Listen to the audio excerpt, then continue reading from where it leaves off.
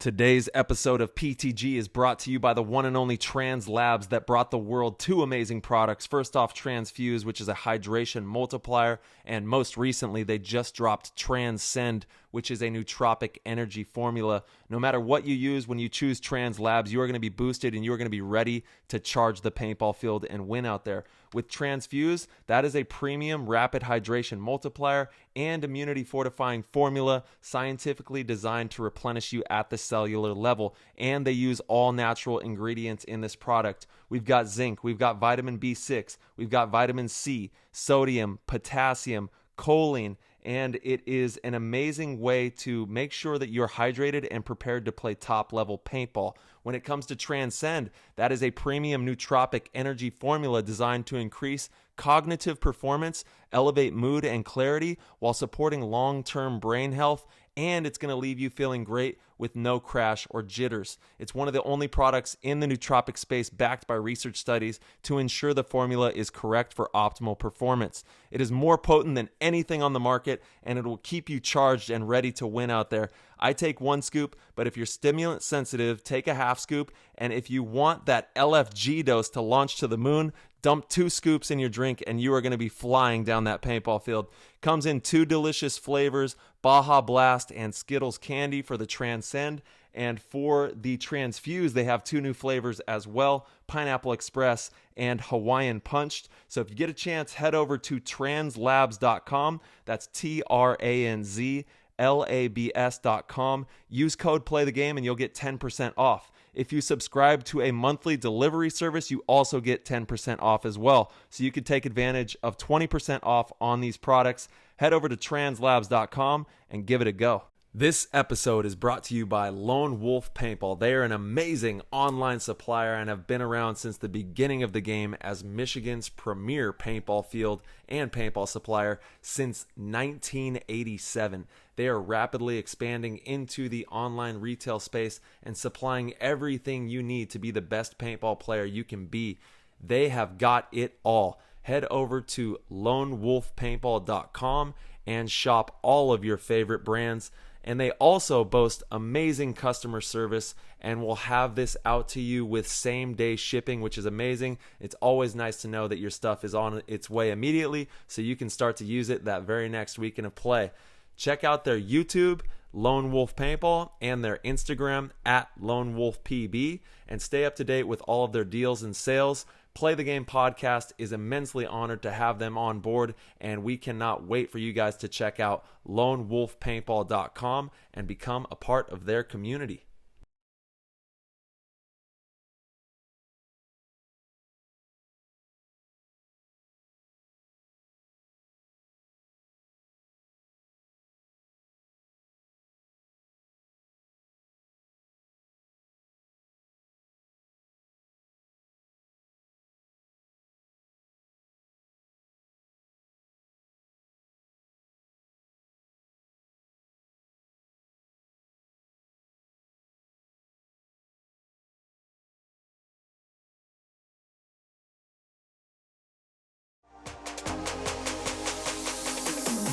That was an insane inside move by Marcelo Margot. Great communication. And the crowd starts chanting Harmon. Great shot by all the guys, though. Tyler Harmon saved that game. He came out with 2 wins. Marcelo Margot was on fire.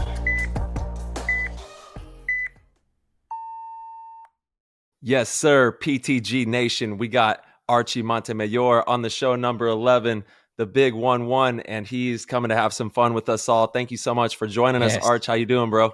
Dude, really exceptional. That's I've been finding that feeling a lot lately, and it's been just great. Obviously, around you guys is always easy to have a good time, and party. Just kind of party, dude. Just trying to continually be inspired is something I'm like absolutely trying my best to live by.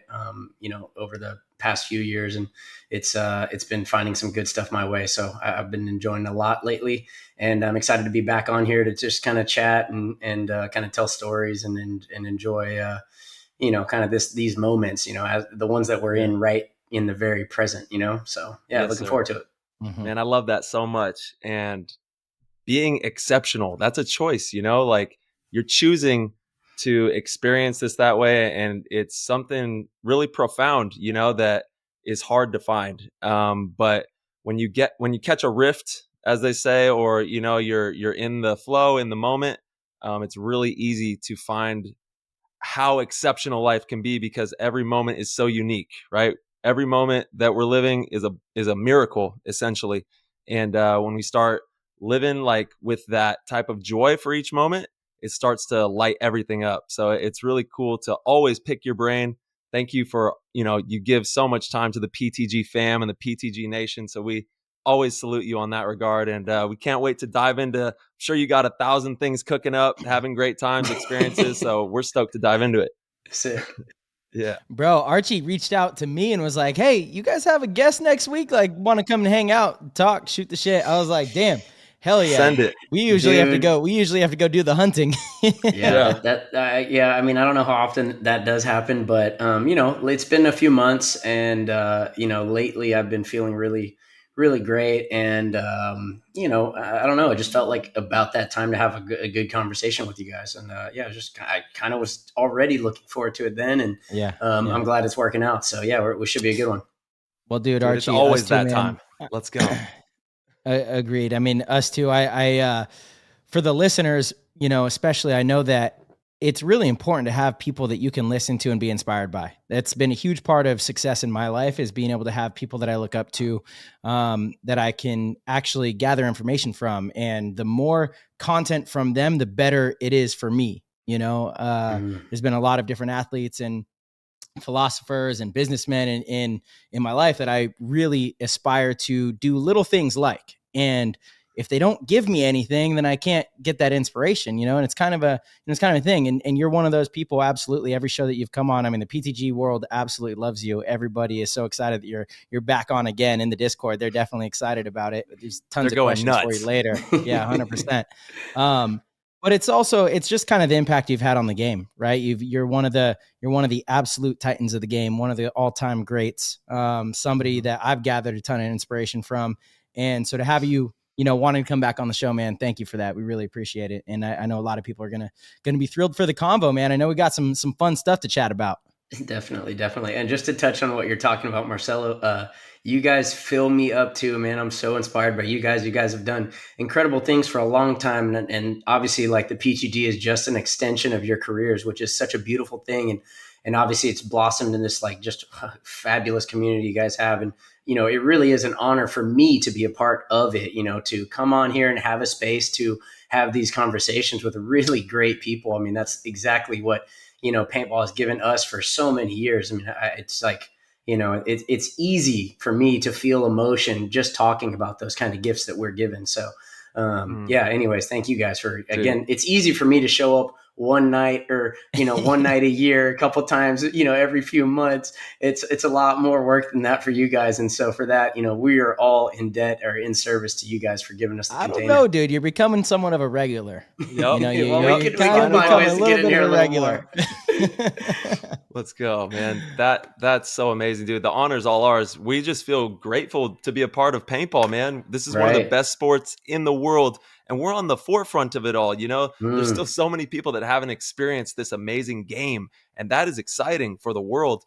So to have people like you riding with us and the amazing paintball community, it just makes it all that much sweeter for the whole journey, Dude, I couldn't actually, it's a really good point that you say we're at the forefront, because we really are, man. I mean, over the next, for one, like us three, and a lot of the guys that we're close with have been shaping this sport for the last 15 or 20 years. Right. And, for the most part, we're probably still going to be shaping it for the next 10, maybe 15, and maybe a little bit longer if we decide to really stick around, but that's kind of unprecedented, or certainly, we are the ones that are going to be molding paintball into what it will be. And so that is exciting, and hopefully we'll kind of carry the torch and pass it on to some really, and I honestly do believe there's going to be some great people to pass it on to when it's all said and done for us. Mm-hmm. But yeah, it is kind of exciting to be able to have a stamp that you've made on something that's affected a lot of people in a very positive way. Yeah, absolutely, man. Ultimately, that's the most important thing, right? It's the only thing that doesn't die. Your legacy does forever, not die. Yeah, exactly. That is the way you become immortal. 100%. the stories that people tell about you long after you're gone. That's how you Mhm. continue to live on. And you know, it can somewhat have to do with ego, wanting your stories to live on. But I truly believe that our purpose here in life is to benefit others. If you don't bring anything of value to the community, and that's ultimately what the entire world is and should be, is a community of humans, right? You need to benefit Just them. to be of What are service. you going to bring to the table? You know, I Mhm. don't try to learn about A, B, and C just so that I can sound knowledgeable about A, B, and C. No, I want to bring value when I show up to the table. I don't want to sit there and just take off of other people's plates. You know, that Mhm. doesn't feel good. Just taking, oh, that looks good. Let me grab that. Oh, that looks good. Let me grab that. Seems kind of rude. You know, it just doesn't feel right. You don't show up to your girlfriend's parents' house and not bring anything. You know, so why would you go through life not bringing anything to people? Right. Like, I think that's such an important thing in this world, is to bring value to others, you know, and allow others to bring value to you, because that's how you're going to become the best version of yourself. And not only is that going to be the best version of yourself, but if everyone's in that same kind of wavelength, then damn, we have a booming society. We Mhm. have a group of individuals that can literally shoot to the stars, go past the moon. You know, you can do anything if everybody's working together and you just continue to like build that. And you know, we could run on that conversation, man. But yeah, bring value to others. It's a big one. Absolutely. Couldn't agree Paint, more. paintball does that, man. Paintball brings so much value to the community's life, right? Like, it gives us that whole tribe. I know Oliver's talked about it quite a bit, even in like personal conversations. It's just about having tribes, and paintball is just one of the greatest tribes in the world. Archie, I do kind of want to pick your brain on, you know, we talked about being on the forefront of paintball and looking into the future a bit. What do you think paintball will look like in 5 to 10 years? Do you think that we will have changed anything in regards to the amount of paint that we shoot, like gear? Obviously, you're cooking up some crazy stuff all the time when it comes to gear. So, like, what is your outlook on the future of that aspect of the game? You know, that's a good question. And unfortunately, I don't spend a lot of time thinking about that type of question. So I'll just kind of go off the cuff a little bit. But I actually kind of believe that at the present moment, paintball might be ready to try like a limited paint format similar to what was going on in Europe again. It was fun. I thoroughly enjoyed it, to be honest. And I was actually probably a little skeptical going into that first season. I think it started with 2 pods, or maybe it went from 4 to 2. I don't remember which was first, but nonetheless, I was a little skeptical on that. And you know, again, I'm almost like a true. I loved the original formats. I love 10 man. I love 7 man still. I wish we could play 7 man occasionally. Hell yeah. And I even like the fast rate of fire that we were, you know, offered back then. But when I played the limited paint format, you know, one of the favorite things that I really did enjoy about it is that it kind of forced you to it got past the mid game situation, which sometimes can be a long stalemate, right? And so it kind of left you with the breakout and then the meat of the game, which is essentially the point finishing out. And I think it's a little more entertaining, and it forces the action a little bit more because you can't sit back and cross and hold zones as well. And don't get me wrong, if you're really good, you can still do that with a limited paint, but you Yeah. can't just like butcher a lane the whole time. You know, you have to really pick and choose your shot.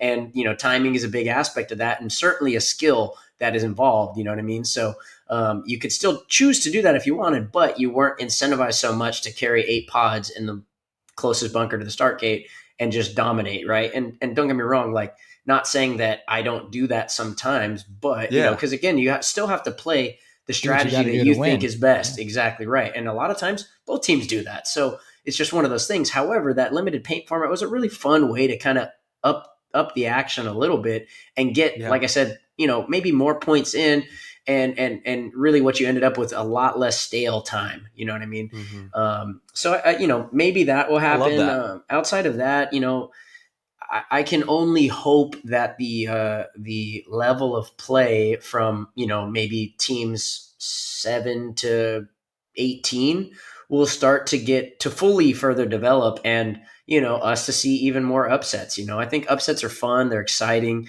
and they keep the game kind of invigorating. You know, and not you don't. It's not always, you know, a sure bet on who the top 4 teams are going to be. Obviously, this year's been kind of all over the place outside of, maybe really us and Impact certainly more recently, but it's been all over the place for all the other teams. So it's just been kind of interesting with that, and I would hope to see that kind of keep progressing that way.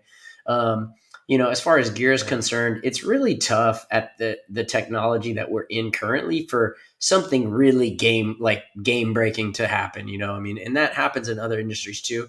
So, it'll be interesting to see, like, if I was to guess, or if I was to see what the best product of the next 5 years will be, like, I'm kind of shockingly curious to see what that will be. But I have a feeling in 5 years, there's going to be one or maybe two items that are like technology based, hard to fathom right now, but maybe in a few years will be something where we don't, like the speed feed almost, I'll never forget. Did your parents tell you like old wives' tales that were, as you got older, you realized it was just total BS? You're like, I mean, I'm sure they did. I don't know. Yeah, I'm sure they did. Right. Like, I think everyone can relate to that. My dad, for a long time, and I had serious conversations with him about it. He swears that it's legit, but I remember for a long time he told me that his cousin Richie, that's all I know about him, cousin Richie, apparently works like high up at NASA.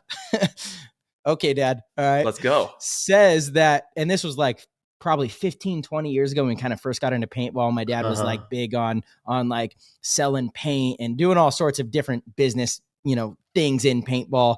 Shout out to Direct Hit Paintball back in the day. What's funny little side story is my dad and Alex Frazier's dad knew each other. And so Alex's dad sold paint to my dad, and my dad kind of relabeled it and had his own thing in San Diego. Yeah, no shit. Yeah, it's crazy. Dude, crazy story.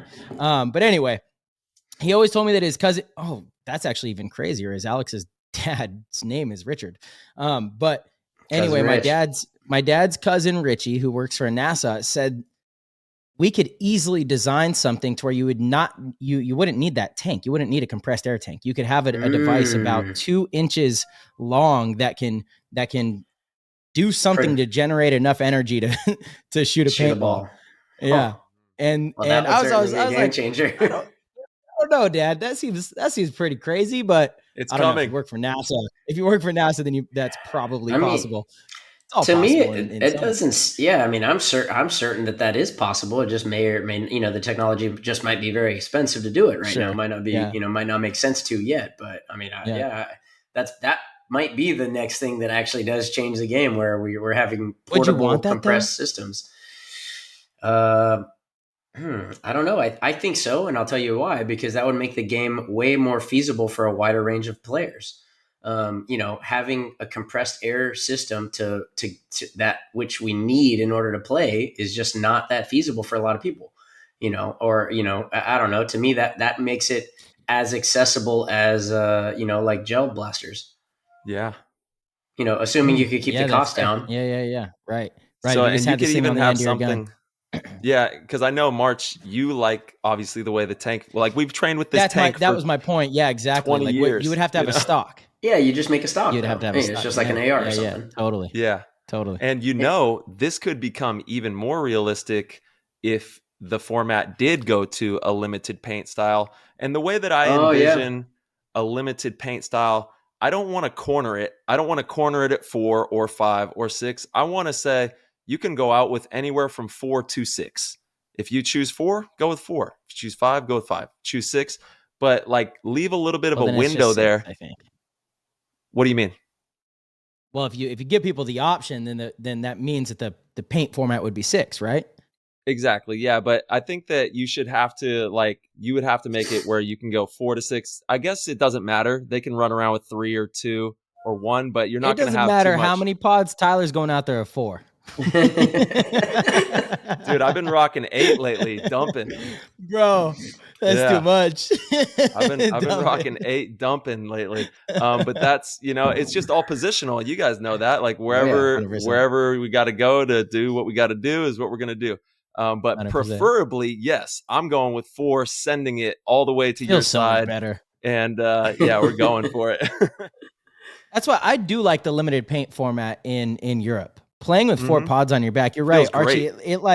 It cuts out a part of the game that I don't want to say it doesn't matter, but you go through it anyway. So like just kind of speed it up, and you can still you can still hold the zone. You do have to be more thoughtful in it. And it does take a little bit more creativity. And sometimes you have to set a little bit more of a trap. And like, okay, so do you play the first 2 minutes where you just pound, and then you kind of slow down? Or if your spot's like not that important to shoot, do you kind of save your paint? Like there's strategy in that, you don't shoot in the first part and, the other team's shooting, but they're not capitalizing on it. Then you're thinking like, okay, we have an advantage now. We all are like kind of loaded up. We're getting towards the end of this point.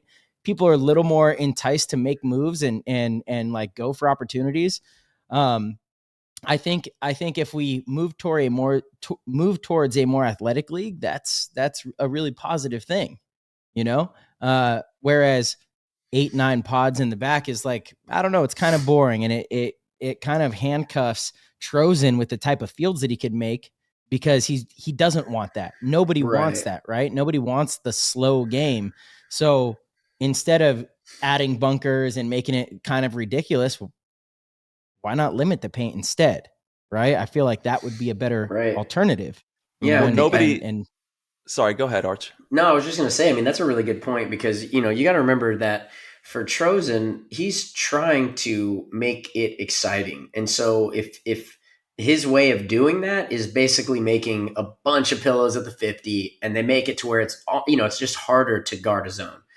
But the problem with that is you actually neutralize a lot of skill involved, a lot of traditional skill involved, when both teams can run to the 50 off the break on both sides of the field. And so that in itself isn't really, it's solving one problem, but you're met with another, right? Whereas maybe limiting the paint, you don't have to go that kind of cutthroat on the field layout, because the teams just can't literally shoot their paint at zones the entire game, right? So totally. That's an interesting point I hadn't quite even thought about. And I think me neither until just now.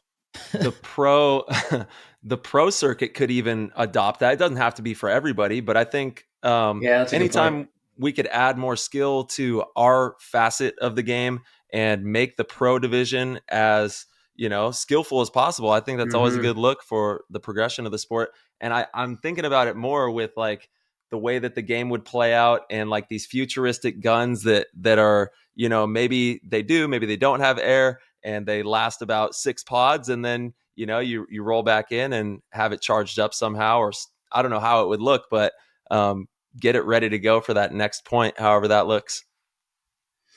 It'd be pretty crazy. I think you just touch on something there, Ty, too, actually, that I feel is really important. I feel like we're married to this idea that the pros have to play the same exact format as the rest of the league. Right. We have a little bit different of a point spread, but everything else is pretty much the same. And I don't feel that that's how it should be at all. I feel like it should get progressively harder. You should have different things. I mean, in other sports, it is in many ways, from college to the NBA, the 3-point line is further back, little things. Right. There's such a skill gap that I don't think most people understand. Because if you watch a Division II finals, and if the players are fundamentally sound, it doesn't look that much different than a pro final. If you don't know what you're watching, it doesn't look that different. If you understand the game at a really deep level, then sure, it looks different. But a good example, we just had Chris Caputo on, huge fan of the kid. He's a D2 player for Leverage, the number one D2 team in the league right now, and Chris is one of their best players.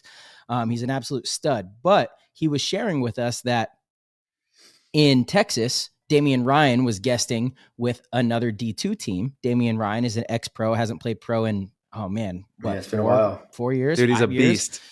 He's a beast for sure, but I mean, dude, I don't know. If he stepped back onto the pro field today, I don't know how well he would do. Damian was great when he was, playing all the time at that level. Right. My point, though, is Chris was sharing with us that he got into 2 separate one-on-ones with Damian in the finals and got beat both times. And he's like, one-on-ones, Chris was saying, one-on-ones are my thing. Like, I'm good at these, but it's just a different level. And people don't quite realize that. It truly is such a different skill set that pros, especially the experienced pros, have. So why not have a little bit different of rules, even if it's different fields? Like, I think we need to get rid of the idea that it needs to be the same, because the divisional players want to play exactly what the pros play. I don't know that that's even true. It doesn't need to be that way, in my opinion, and we should have rules that are curated for making a more exciting experience, more entertaining show. right? That's part of it, but you have to have the balance of entertaining show and not diminishing skill. I think you can do Right. both. Right. But yeah. Yeah, interesting thoughts. I mean, I definitely agree with you, and that's the one thing that I always, worry about when you change stuff is it actually changed for the better, and like what you're saying is not diminishing skill. That for me is like of the utmost importance, because Agreed. as soon as the game's not as difficult, then you're not rewarding players for that effort and challenge of mastering skill, and that's Yes. very, well, for like a true competitor, that is what competition is all about. I mean, I know you guys know that. Yeah, it is, man. And at the pro level, the skill has definitely gone through the roof in the last couple of years. Oh, yeah. We're seeing it all around, which is really cool. And we want to continue on that same foot. We want to continue on that progression of making sure that we're on the forefront of giving the best product possible to the world.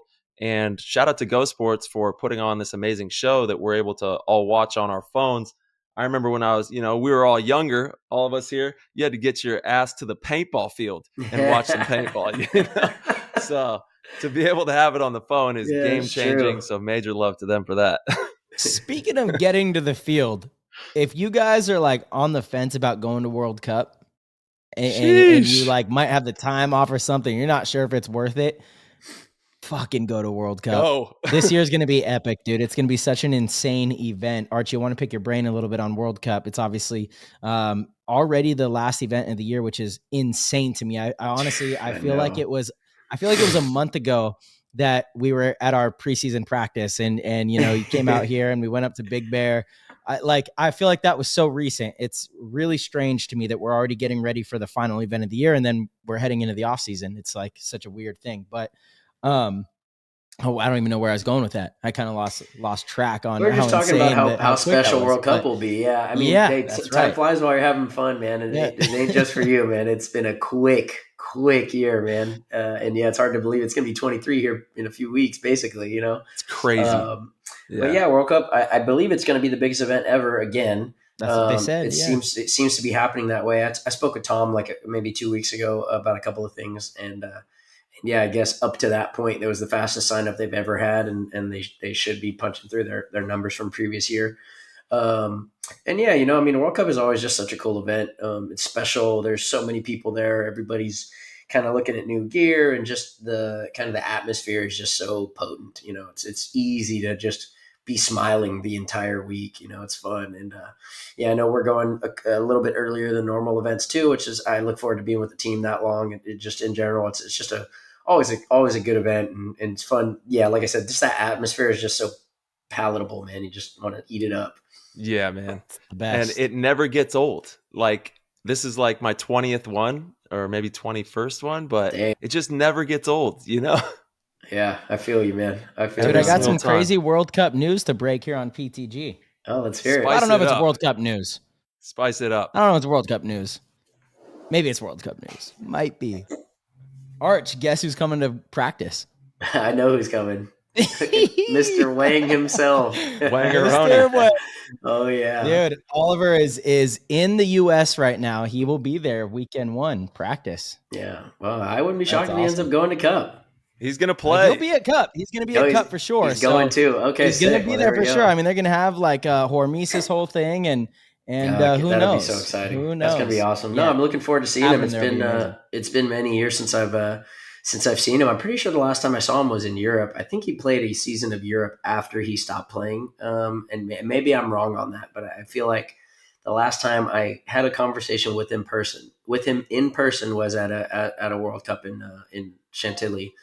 Wow. I don't know, several years ago, but I might be mistaken on that. But also at the same time, I might, Chantilly being later in the year, maybe I didn't get to have a conversation with him at World Cup that year or something like that. But yeah. But nonetheless, I'm looking forward to seeing him. I talk to him, somewhat regularly throughout the season and even the off season too. But nonetheless, like FaceTime is always really the best time. Dude, the sun is coming to the U.S. for World Cup. So, that's a great way. Is this the first event in NXL he's been to? I think it might be. No.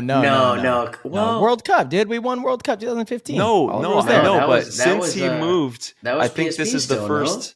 Oh, since he moved. No, he was in Bali. And remember he flew back, Ty? And he was like, No, but he like I'm flew, saying to he a flew- tournament, Yeah. to an NXL. So remember 2015, he moved, he was overseas, and then he flew Yeah, back but Marcelo, and like took his I think what van. Ty's saying is NXL started like in 26 or 2017. 15. Maybe. No, Was no, it NXL 15? started 2015. Yeah. Okay. Well, I so guess then what I'm really trying to say is it's been a long ass time. It's been a long time. It's been a long time. It's been a long ass we time. can agree on that. Yeah, for sure. It's Yeah, been a he had minute. like moved and then he came back and was traveling in his van around the US. He was doing what Blake's currently Yeah. doing in 2015. And that was when the NXL, so 2015 PSP Dallas was the last PSP event. Yeah. And then Cleveland was the first NXL event that year. And then Mhm. we won the World Cup in Yes, sir. 2015. That was NXL. Yes, sir. Um, And, and we yeah, he got was to like- give a boost to Blake. If you see Blake in the van running around the country, Brute. support the man. Brute. You know, Dude, Brute. Yeah. he was in my neck of the woods. I didn't even know it. I wasn't. Yeah. He was in Dallas this no. past weekend playing like I think it was like a mech tournament or something, like a pickup mech game thing at Paintball Fit. I'm Yeah. not sure, Yeah. but they have great stuff going on over there, like basically every weekend. But it's a little far for me, and I had some previous arrangements this past weekend. But next Oh, time yeah, we Blake gotta is talk about in Texas, you better let me know. Yeah. You better tap in, boy. You better I'm gonna tap get him. in. I'm gonna get him. I think you're gonna have Yeah. to talk to his assistant Laura. She handles all things Brute, all things Blake. So I think you're gonna have to check in with her as to why they Laura's didn't contact amazing, you. dude. Sorry about the cough. I got Laura's a little bit amazing. Of a little bit of a throat thing going on right now. Oh, you're good, Oh, brother. no, there he Having is. some nice tea, taking it easy. And for the people that tap in on the YouTube, you can see his sauna in the background. We got some nice art on the wall. I think I see a paintball picture back there. That's one of my favorite paintings. It's a watercolor from it's World Cup last year actually, and it was when we were playing to you guys. Oh, it's Ty. you It and was in the- Fedorov. Yeah, it was Oh, me and yeah. Fedorov. It was in the prelims, and man, we had just actually both of our matches at World Cup last year were They were just crazy. those are like both career matches. You know, if you think about it, they were just insane and down to the wire Yeah. both times. Mhm. And there was just a cool little moment between me and Fetty over there. It was fun. And you know, I remember. all love after that. You know what I mean? I remember. And, It was lit. and, yeah, it was fucking Jesus. Those were some games. I know the crowds are going crazy during those. Yeah, dude, it was actually the reel of my 1v1 with Meter has done so many millions. It's crazy. I don't Dude, even I know. know I've seen that. It's like a many millions of views. Yeah, But it is so a really cool angle. Like, it's I mean, crazy. that video clip is like definitely one of the best short reel type paintball clips you could have. You know, like it's in the perfect angle. You see everything. It's matched with like a high skill level of shot, and then you see the explosion. Like it's hard to beat. You and know? the crowd was 100%. sick. I can't even imagine what it's going to be like this year with everybody just ripping and roaring up there in the stands. It's going to be bonkers. I know World Cup's been kind of unique. And the finals the past several years for that reason, because it's like it's like World War III out there with the crowd. Yeah, you know? It's just they are not quieting up at all. So, you have to play This them. is a thing. This is a thing, right? I've like, it's funny. We practice and preach so much communication, but it does seem like I remember the first time it was really bad. And we've all been at a lot of World Cups, been there to watch Right. finals, playing them. 2019, when the Russians played Houston Heat, That was the first was time one I of the noticed craziest it too. was one of the craziest finals that I was actually in the commentator's booth with Maddie and was just like, dude, we can't hear anything, like nothing.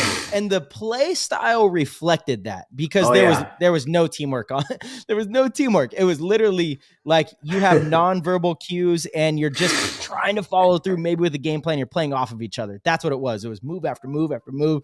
It was Yeah. insanely exciting. Yeah, that was a wild game because that field played so different for the final that all the matches up until that match. Yeah. You know, and that Yeah. was just crowd related. Both teams were swinging Totally. and you couldn't Totally. hear anything. And it was basically like, you know, just go out there and be as skillful as you can by yourself. And hopefully, Yes. you know, at the end of the Yeah. punch off, like you were winning, you know? What a crazy Totally. match. Yeah. But that's It's so interesting. Like if paintball gets bigger and you don't address that and that becomes a thing. So then do you do what? Do you allow microphones in the thing and the league has to regulate it to where players can communicate with other players on the field? Or do you like move the stands back? I mean, if the stands were back further and up higher, it probably wouldn't be as much of an issue, but it's certainly a thing. Like it's certainly a thing. And communication is such a huge part of the game. I mean, it's massive. Like, massive, massive period. So do we decide like, well, too bad, communication is just not really going to matter in the important games, which means if paintball really grows, all the games are going to be like that. It's not just going to be the finals. Right. That's true. Or do you do something to evolve it to where, okay, you guys can have microphones, but it has to be regulated by the league. Obviously you don't have a sideline coach. It's just like, I don't know. Archie, To me, I kind of go. I kind of argue it's one of those things where you just kind of have to deal with it. You know, it's kind of the same thing in like football, you know, where it's like a home court advantage, you know? So football players have microphones in their helmet. The quarterback has like communication, and the Just fans one. are further back and up higher. That's a little bit, there's a little difference there. It's like, there's like on-field room for people to yell at each other. Whereas in paintball, like the fans are on the ground with you. It's so loud. Yeah. But I don't know. Yeah. I mean, we have like, I don't know, 500 people in the stands. They have thousands. So even if they're up higher and further away, I don't know if there's that much. Yeah. I mean, I think the thing about a football stadium is you're talking about, you know, anywhere between 20 and 30,000 people.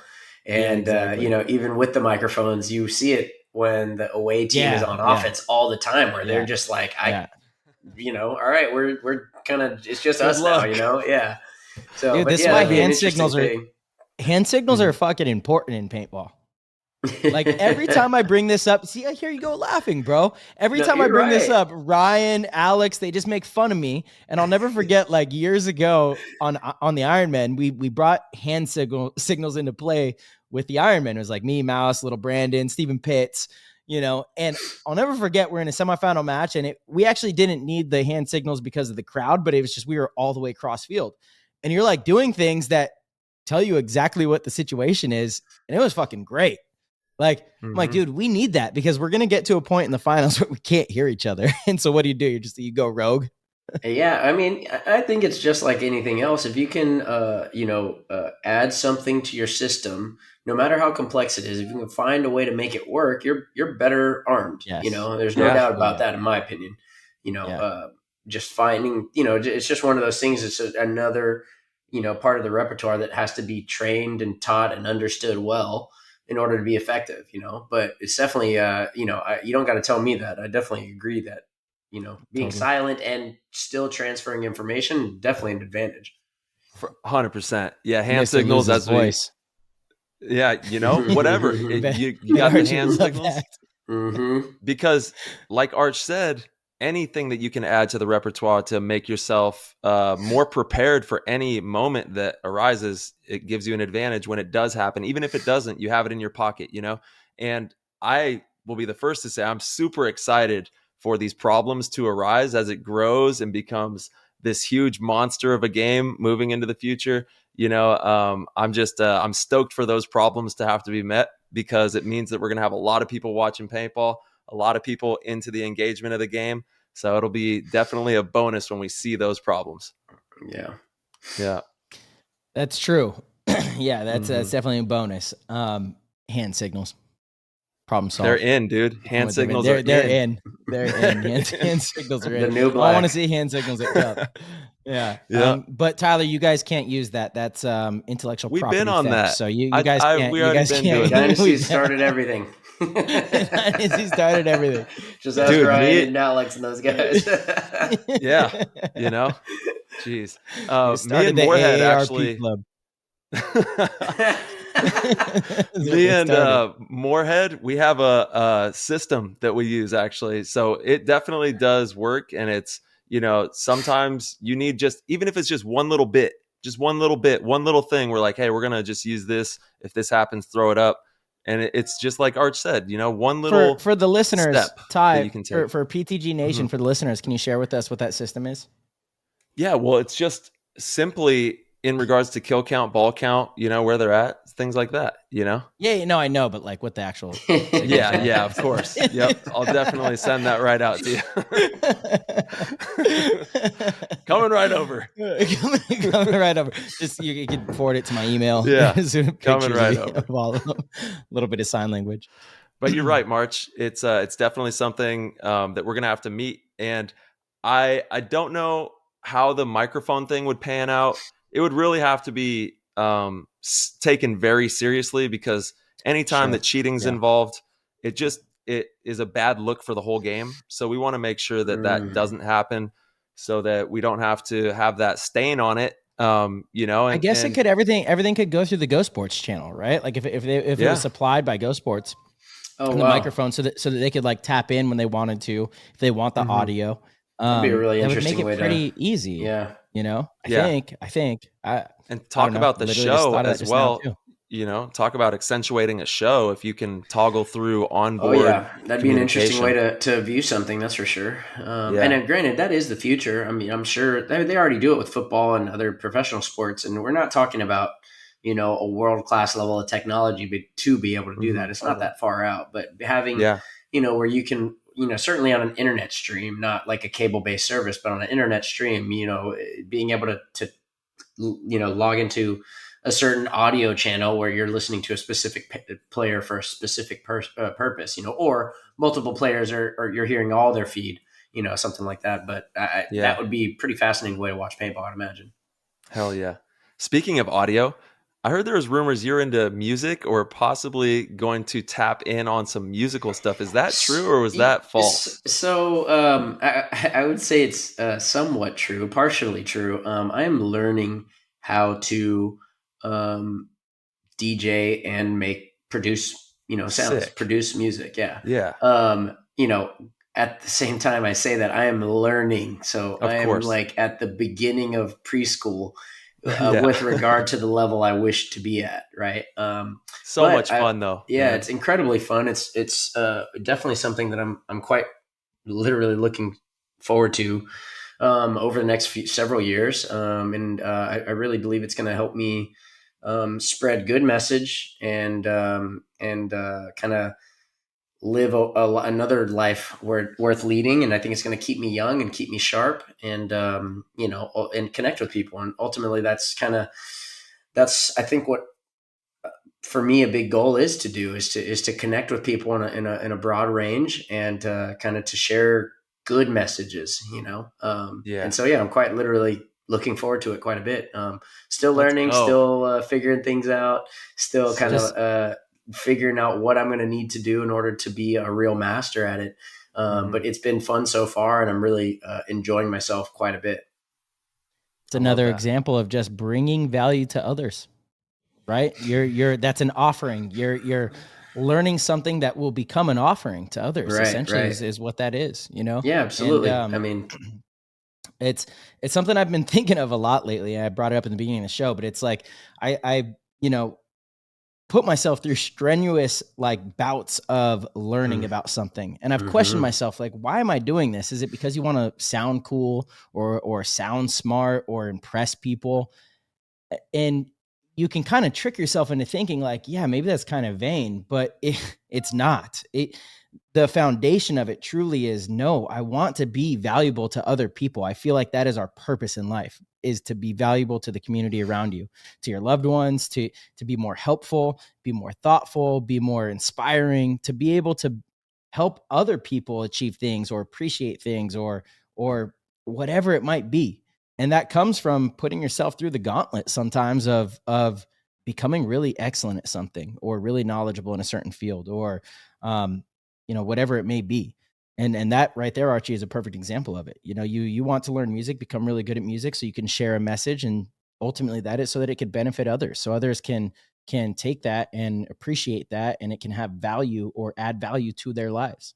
Right. Absolutely. How do you live forever? Right. When we were talking about it a little bit earlier, for me, paintball and I think about this a lot now, but I find myself in such an immense amount of gratitude for everything that's led me up until this very Tuesday night, where I'm having a conversation with two guys that I've loved, respected, and more importantly, that competed against, who've pushed me to become, who I am now.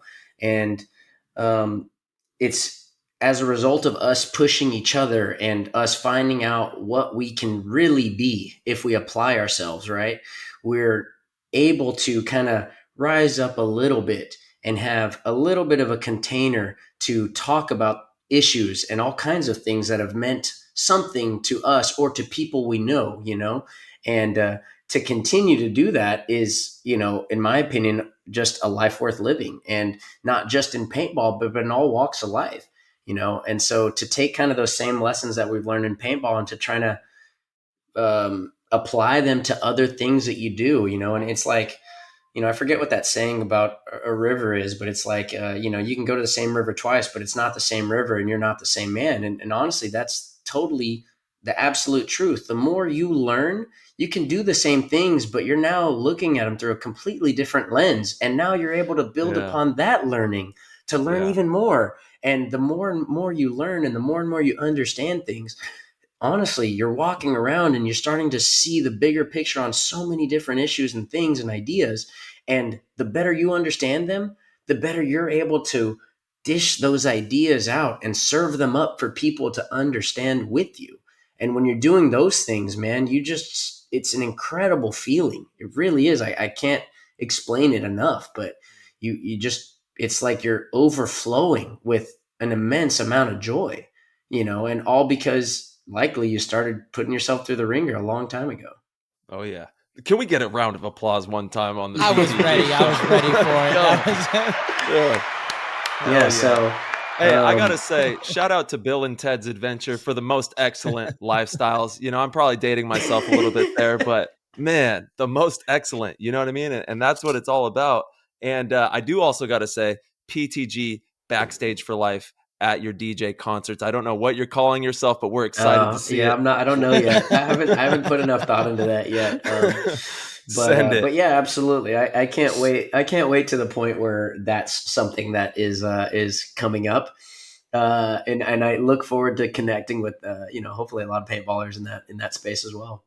It sounds like a dream, dude. It sounds amazing. It'll be fun. It'll be a good time. Well, I'll tell you what, I have no doubt that if that becomes, and again, you're in early stages of learning about it, so who knows, it could change course. But if it becomes something that you obsess over, I have no doubt that you will be doing it amongst some of the best at that time. And what's great about music is there's not much of an age cap. There isn't one, man. Some of the best DJs in the world are 50, It's crazy. Exactly. It's pretty cool, actually, if you think about it.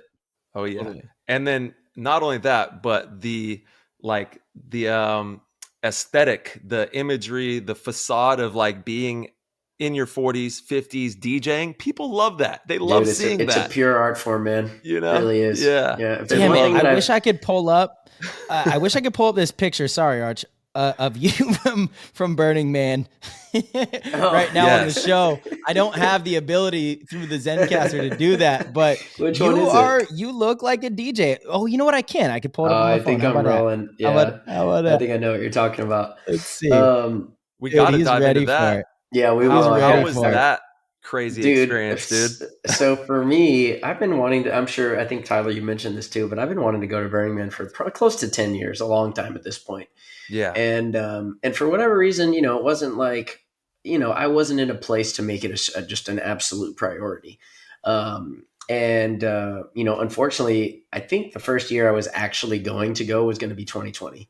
And then, obviously COVID happened and that just shut everything down. And so this year was the first burn since then. And I told myself that year that, it's on Hannah's page. Yeah. We got the pic here. Dude, I'll talk about that too. That was the first whiteout we witnessed. I like that. There's a light. So, but anyway, so this was the first year I told myself in 2020 when that happened, there wasn't going to be one. I said, I don't care what is happening, but I'm going to the next one, period. End of story. And I remember even when I joined Dynasty, I told the guys before the schedule was like, hey, look, guys, I'm going to Burning Man. So I might miss Chicago. If it's a tournament, I'm not going to be there. I can't do it. This is something that I just need to do. And thankfully it was just a practice weekend.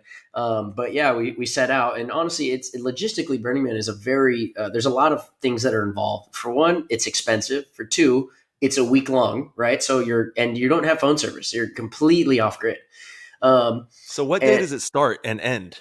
So technically the start of it is on a Sunday and it ends the following Sunday. And then usually people leave like the Sunday that it ends, people are usually leaving on Sunday of that morning and then all through the day. And some people leave on Monday, Tuesday, because there's what's called strike, which is taking everything down, cleaning everything up and leaving no trace, right? Which is really the number one rule of Burning Man, which is to leave the place better than it was before you showed up. No trace at all. No trash, no urine, no feces, nothing, right? And when you're talking about 80,000 people going to party in the desert for a week, it's kind of a mind-boggling idea to wrap your head around. But you are responsible for what is considered your moop, which is matter out of place, matter that does not belong there, right? And so obviously as a whole, the group collectively makes sure that no moop is left behind.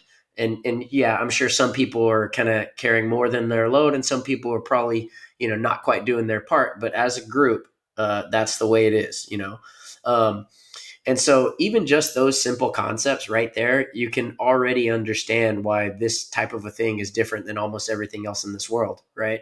The fact that 80,000 people can do something and there literally be no proof that it existed other than photos a week later, that's kind of mind-boggling. There's hope. Yeah, right. There is a lot of hope. And honestly, there was one thing that was a very clear message for me when even just the first day we got there was like, holy moly, man, like, this is absolutely the greatest thing I've ever participated in. And I knew that on Monday midday when I got there. And I really can't wait to create more memories there and kind of be inspired more by being around that level of kind of devotion, right, to a practice, and being in the moment and non-judgmental and really all understanding or trying their best to understand everyone. And, it really is one of the most beautiful things I've ever taken part in. And I can't wait to spend many, many, many, many more weeks there in the future. I know I can't wait to go back and next year is absolutely a certainty for me.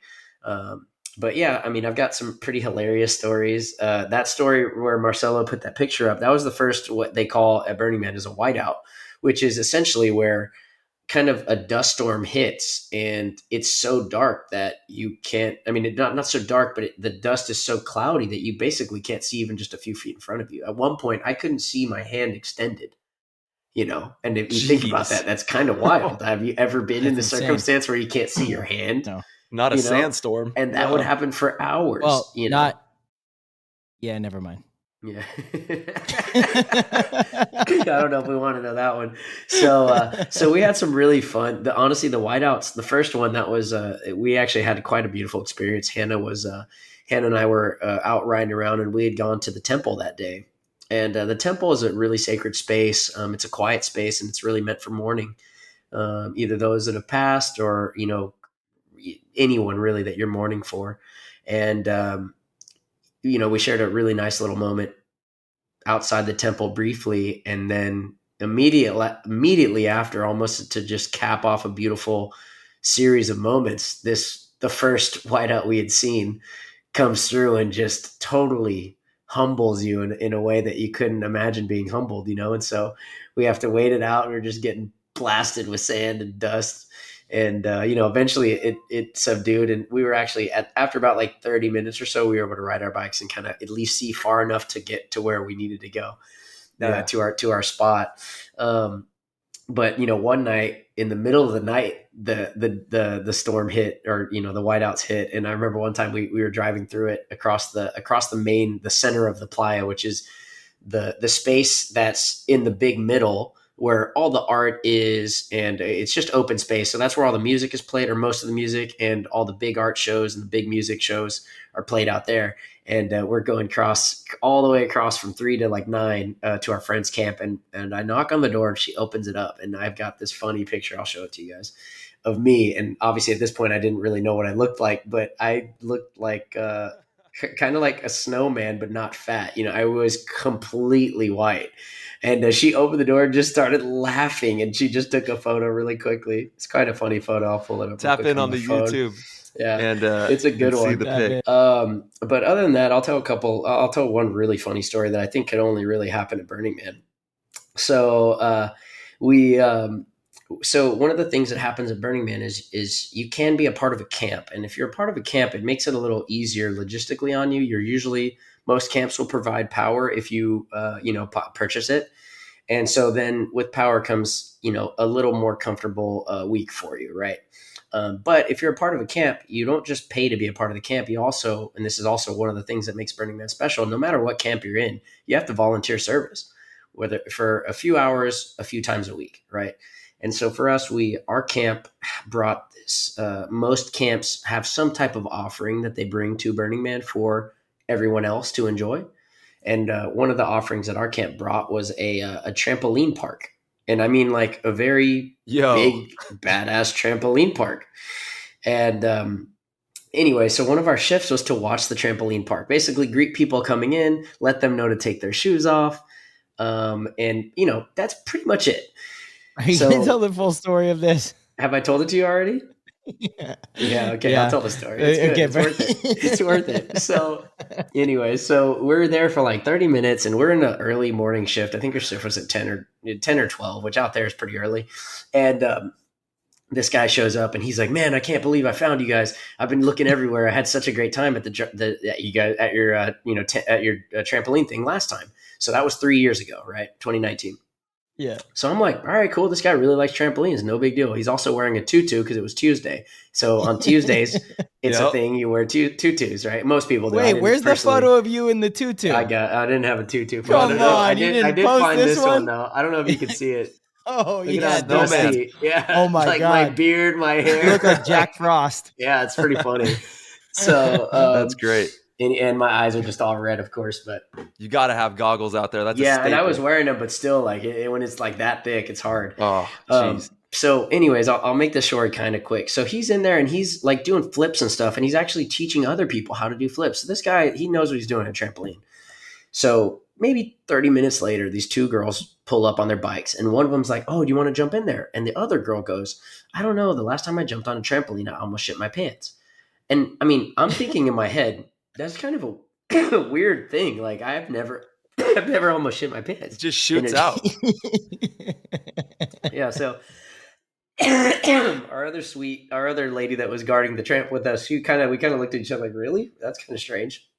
Nonetheless, 10 minutes later, that same chick has to leave the trampoline, and she's like, "Hey, look, I know this is really awkward, but that guy in there that's doing flips, he just shit himself on the trampoline." Oh, yikes. So, I mean, at that moment in time, I'm just like, how does that happen? I mean, I've never heard of anybody even thinking about shitting themselves. She says it, and 10 minutes later, it's actually, there's poop on the trampoline now, Yo, so, gosh. Thankfully, the guy came out and he cleaned it up, and that was that. But it's quite a funny story to tell. That was our first full day at Burning Man right in the morning, That poor trampoline, dude. Just think of how many people were laying on that thing later.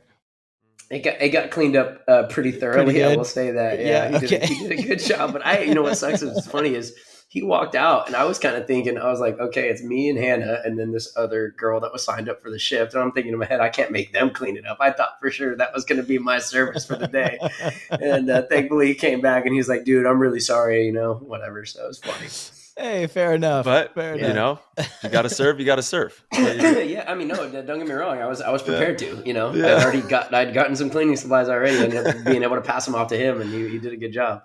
Man, it just sounds like such a legendary time. Holy dude, smokes. It absolutely was. And again, like there's things that you got to learn your first year, and things that I'll do differently a little bit next year.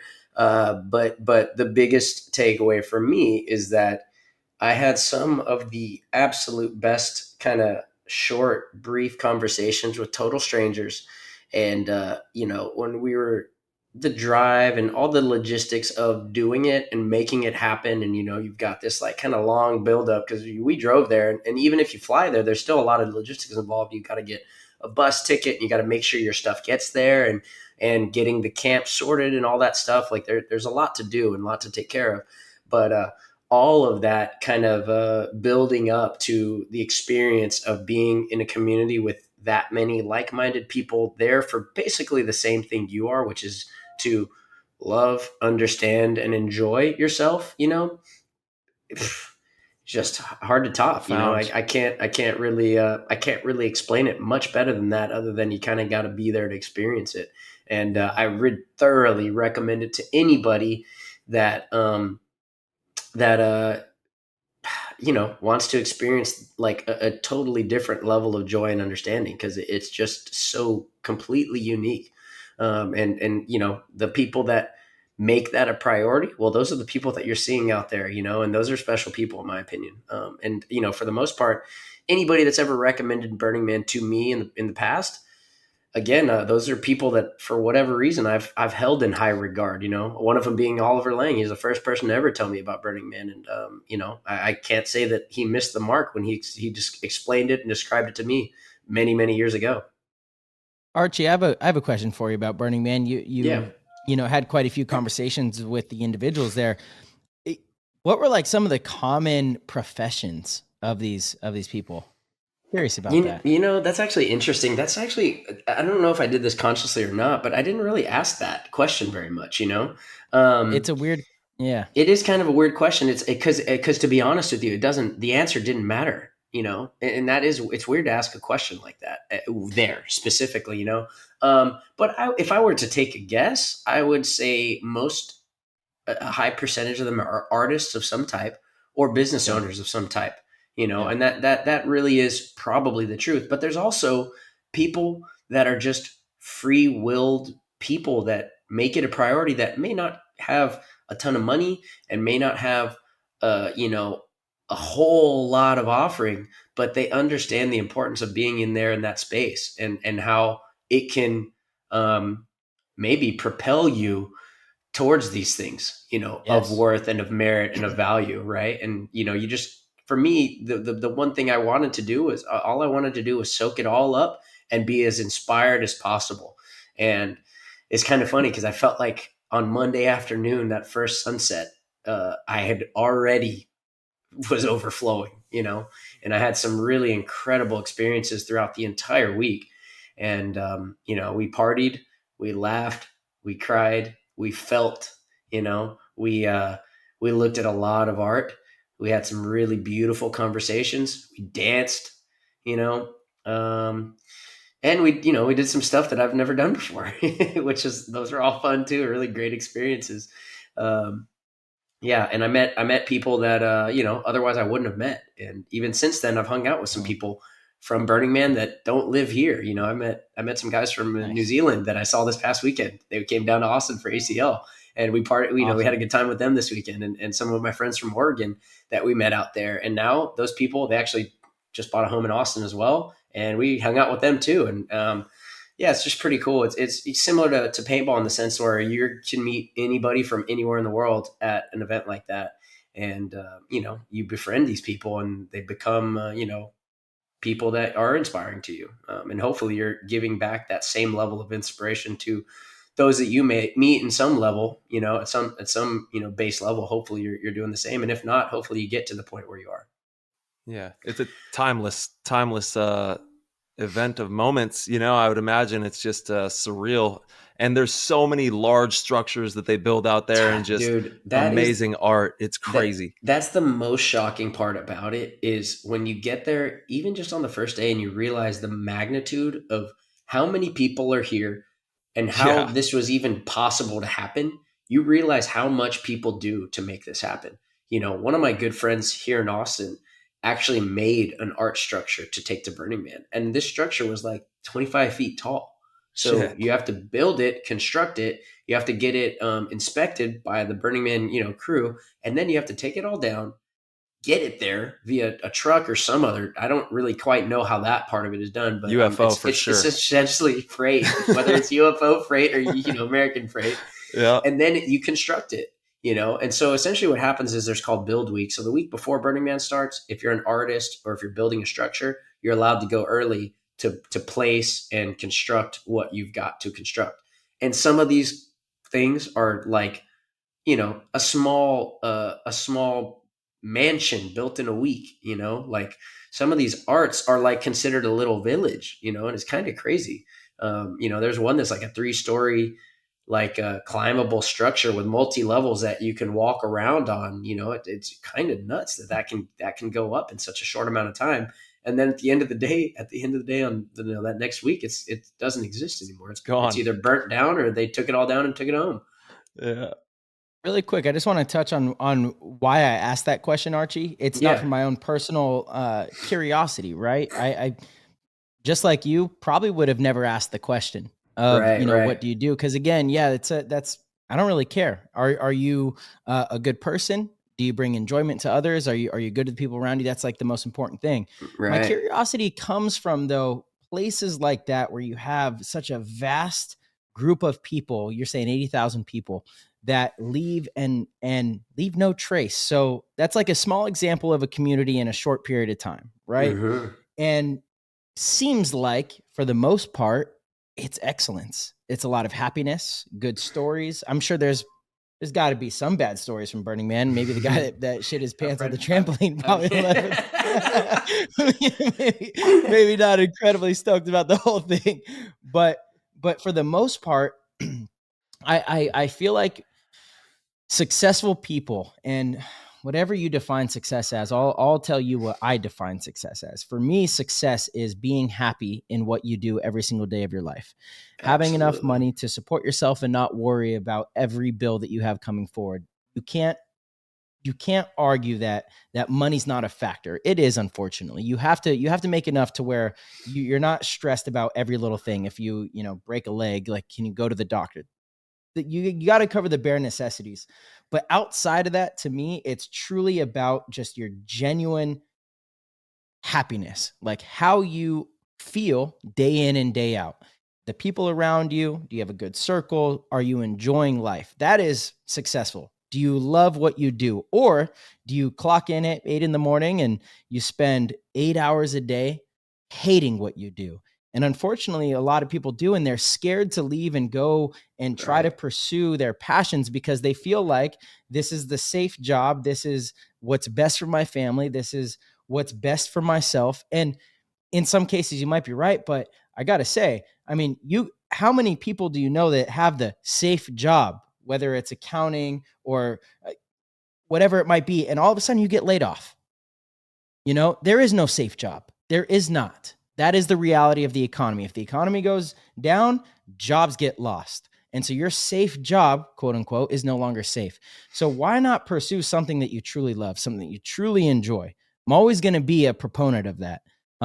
It's not to be, misunderstood as or do both. You can do exactly, both. Tyler. Yes, exactly. Yeah. Thank you for bringing that up. Exactly. Yeah. Do both. Do something that, look, I got to have the meat and bones of, the meat and potatoes of this thing. I got to like get the bulk of my income from something that is sturdy I could do right now. And then you got to spend some time doing and creating something you love. That absolutely pursue excellence in another thing. Yes, 100%. And not only might it bring you great income one day, but it's going to bring you great enjoyment, great fulfillment. Again, being valuable to others, right? Providing something that is unique to you. You've done that with Project. I want to talk a little bit about Project in a bit, but it's so important to me to bring something of value that is unique to others. But back to what I was saying about Burning Man, right? It's because my intrigue of like the type of people that are there, because I've heard it from Oliver. I've heard it from you. I have a bunch of other friends that I've heard about Burning Man from and their experiences and the type of people they meet and how honestly grand and beautiful it is. Truly, that's the experiences that I've heard. Maybe that's an echo chamber because it's my group. I don't know, but that's the experiences that I've heard. And so it makes me curious, what type of professions or lives these people lead, because I think that it all kind of goes hand in hand. I truly do. And when you get to a place of like truly pursuing this, I don't know, it sounds, all hippie. You pursue this level of happiness. It's a commitment, dude. It's a commitment to like, just like, I'm going to do what makes me happy and also benefits others. And I'm not going to fit into a system, just because I can get this quote unquote guaranteed check or quote unquote guaranteed lifestyle. None of that's actually guaranteed. That's the thing that I want people to realize is none of that is actually guaranteed. Dude, You know, what's guaranteed is the stuff that you're in control of. I honestly, what you're saying really rings a bell for me. And I think I actually wrote something sort of similar on my post after Burning Man, which is basically, so the Playa provides. And the sentence I'm talking about specifically with regard to the point you just made is that for me, I'm really learning to prioritizing answering what has been calling lately, no matter the obstacles. I'm prioritizing what is calling my fucking name. No matter how hard, no matter what's in my fucking way, it's a priority, period. Mm-hmm. And as a result of that, let's see here. Continuously surrounding myself with inspiration leads to continuous abundance and fulfillment. I really couldn't feel that anymore at the present moment and honestly for a while now. And that's been a practice for me, though. I make the shit that's calling me a fucking priority, period. End of story. Yeah. It's a fucking, I've got options and I make the shit that really is ringing deep in my fucking body priority, man. It's fucking, that's what I'm fucking after. Right. And the beauty is, at least for me, and I kind of feel like this would be the same for just about anybody else that's answering those same fucking calls. But when you answer those fucking calls of the strums that are stringing inside your body, you know, where you can't quite understand why you're fucking getting that call, but you know how to answer it, right? Things just tend to unfold in a beautifully abundant way for yourself. And even more so than that, you start, like what we were talking about earlier briefly, is that you start to see things and understand things and live life in a new kind of way. Even if you're doing something you've done before, but you've got a new way to do it now, right? And as a result of that, you're carrying that level of kind of, maybe not excellence, but that level of fucking zest with you everywhere you go, that it's so easy to see that that's the kind of zest you walk around with. And as a result of that, people look at you and are like, man, what the fuck is up with that dude? I like it though, right? You know, and let me listen to that guy a little bit or something, right? And maybe you inspire somebody else to fucking walk with that same kind of zest. You know what I mean? And that's the entire, you know, for me, that message right there, that's a fucking priority.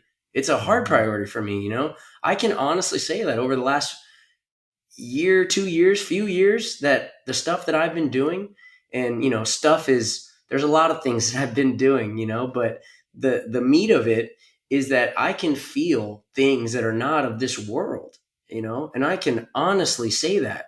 I feel things that previously I didn't know existed. I didn't understand existed. And now I do. And I can feel things inside my body, inside my soul that transcend this physical world, and they transcend time as we know it. I can feel healing from my ancestors, and I can feel healing from my future generations, kids I don't have yet. I can feel them healing right now just by being honest and true to myself, you know? And fuck, man, it's just, I hate to say gratitude all the time, but that's fucking what I'm rolling around with, because to have these feelings that I've got, fuck, man, I wish everybody would. I wish everybody could. And, you know, all I can do is try to listen to that call and try to spread the stuff that I think is worth spreading. And hopefully people feel inspired or see a little bit of zest and want to pursue something of their own, you know, in that nature. And I do believe that if people are out there doing what they're called to do, we will be in a much, much better place. And, you know, just like that river that you can go to the second time and you're a different man, right? Well, our world can be a different world, a much more beautiful, palatable, and special place to be in, you know? And I know right now we're in kind of a weird time with World War is least talked about, you know, but I genuinely believe that there are higher powers that be that are going to keep us safe and going to keep us, you know, away from things that are really bad. And you know, that same belief system is linked into answering those calls. And so I'm just doing my best to make those priorities my number one. And for the most part, when I do that, shit is fucking good, man. Archie, I got to ask. People tuned into PTG are writing down notes. They're waking up. You know what I mean? and they absolutely should be. This is a very wise conversation that you're bringing to the table, Archie. To play devil's advocate, right, for the listeners that are sitting there thinking, must be nice to be able to sit there and not have any worries, quote unquote, and must be nice to be able to sit there and not understand some of the real hardships that are out there as people will throw at other happy people. Right. What are some practices that you have personally done to get yourself to a point to where you are? And also, again, for the listeners, these questions are more about how do you do that if you truly are facing, because there's real devastation out there. There's real hardship. There's real things going on amongst families and relationships and father, son, daughter, mother, all things that are really nasty and cruel. Losing loved ones. There's stuff that is so harsh, Absolutely. right? And it can seem so hard in those times to actually see the good. How have you done that? What advice would you have to those people to be able to achieve the same sort of perspective, I guess, as you? Yeah. Well, there's a few things. I mean, obviously, the first one is just mastering your own thoughts and emotions. For me, understanding that being happy is a choice, and you don't need things to be happy. You literally don't. You don't need a shirt on your back. You don't need food to eat. You barely even need a body to walk around in to be happy. I've seen some of the most misfortunate people in this world be happy, and I can learn from them, right? And I can try to teach others how to do the same. But an easy way to look at it is like, some people are morning people and some people aren't. Dude, I decided a very, very, very long time ago to be in a good fucking mood when I wake up. That one's so funny to me when you're like, I'm not a morning person. I'm like, so you're just an unhappy You just asshole. decide to be unhappy, right? You're but like honestly, just choosing to give yourself a cop out. It's a practice. It's a daily practice of saying, no matter what happens to me, I'm going to smile about it. And that even means if something shitty happens, you get through it instead of like burying it down, dude. If something shitty happens to me, man, and trust me, man, I'm not invincible. Shitty shit happens to me too. Yes. And what I do with a shitty moment, dude, is I make sure that moment is fully felt, fully aware of that moment. And then I figure out what I'm going to do to process those emotions and move forward. But the thing is, if you don't process those negative emotions, and they happen to everybody, those negative emotions are going to build up and they're going to process you. And that's a much different story. But again, dude, if you can face those moments, no matter how difficult they are, it's just like putting yourself in a tough position on purpose, right? You train yourself to be better armed against whatever you're faced with. And whatever you train yourself really hard to do, whether that's an ice bath or just a long distance anything, or like, true mental suffering, right? Or even if you put yourself in a bad relationship on purpose, right? You can learn from that and make yourself stronger because of those lessons. And then for the future, like we're saying, you're no longer the same person. You know what I mean? You're better armed. And the longer you practice these things, thankfully, I've been practicing for a long time, and thankfully paintball has been a part of that practice for me of understanding things and finding, the best way to do things and problem solving on the fly and stuff like that. Well, thankfully, as a result of that, I've been better able to problem solve the problems in my own life, and that's the truth, and when you fix your thinking, you don't have to fix problems. The problems fix themselves. And that is really the fucking truth. And so for me, I practice every fucking waking moment is mastering myself, mastering my thoughts, my emotions, right? Honoring those things. And also having empathy for those having a tough time. I can cry just by seeing people cry because I'm able to place myself in that moment with them and feel their suffering, right? And by doing That's that, such a big one. when I'm doing that, guess what I'm now doing? I'm understanding these concepts better myself so that when I suffer, I'm better armed to suffer less, right? And don't get me wrong, man, I've fucking suffered, trust me. But as a result of being honest with my suffering, I am better prepared to suffer less. And that basically happens every fucking day of my life. Mm-hmm. That's incredibly Tremendous. well said, dude. Yeah. Tremendous. I think the biggest thing there, if you want to just kind of timestamp something out of that, which isn't fair to the entirety of what you just said, but changing your thinking on stuff. There are problems and there are solutions. And, I see people very close to me that have a goal and can't get to it because they continuously encounter problems that they make bigger than anything around them, Victim rather than just mentality. saying, okay, problem, how do we get around it? Period. Like that's really the only option. And when you can kind of compartmentalize mentally, and remove emotions from that part of it, the part that's happening to you, try your best to remove the emotion and say, okay, how do I solve this? Life gets easier. It really does. And then you overflow yourself with emotions when it comes to others and how it affects others, but when it's happening to you personally, try to remove some of it when you're trying to come up with a solution. Not when you're grieving over something. That's a different story. You said process, feel the entirety of whatever adversity you are feeling. That's good. I relate to that so much. Arch, I fucking love that you said that, because I will purposely, there's times where I laugh at myself because I'm sitting there, I'm trying so hard to almost cry about something that happened. I'm like, no, feel it, really go through it. Fully I'm like, felt, bro. okay, yeah, fully. And maybe I can't cry sometimes over it. And I'm like, you idiot, you're sitting here trying, but okay, good. You're understanding it. At least you're trying to it's okay to feel shitty, but then you got to switch. Boom. Okay. Problem solving mode. Because guess what? You're the only person that feels your emotions. Not a single other person. Well, that's a different conversation about, I mean, they're whether or not you can uniquely feel other yours. people's emotions. That's fair. Yes, they're uniquely yours. Exactly. Uniquely yours. Right? Nobody else is responsible for your emotions.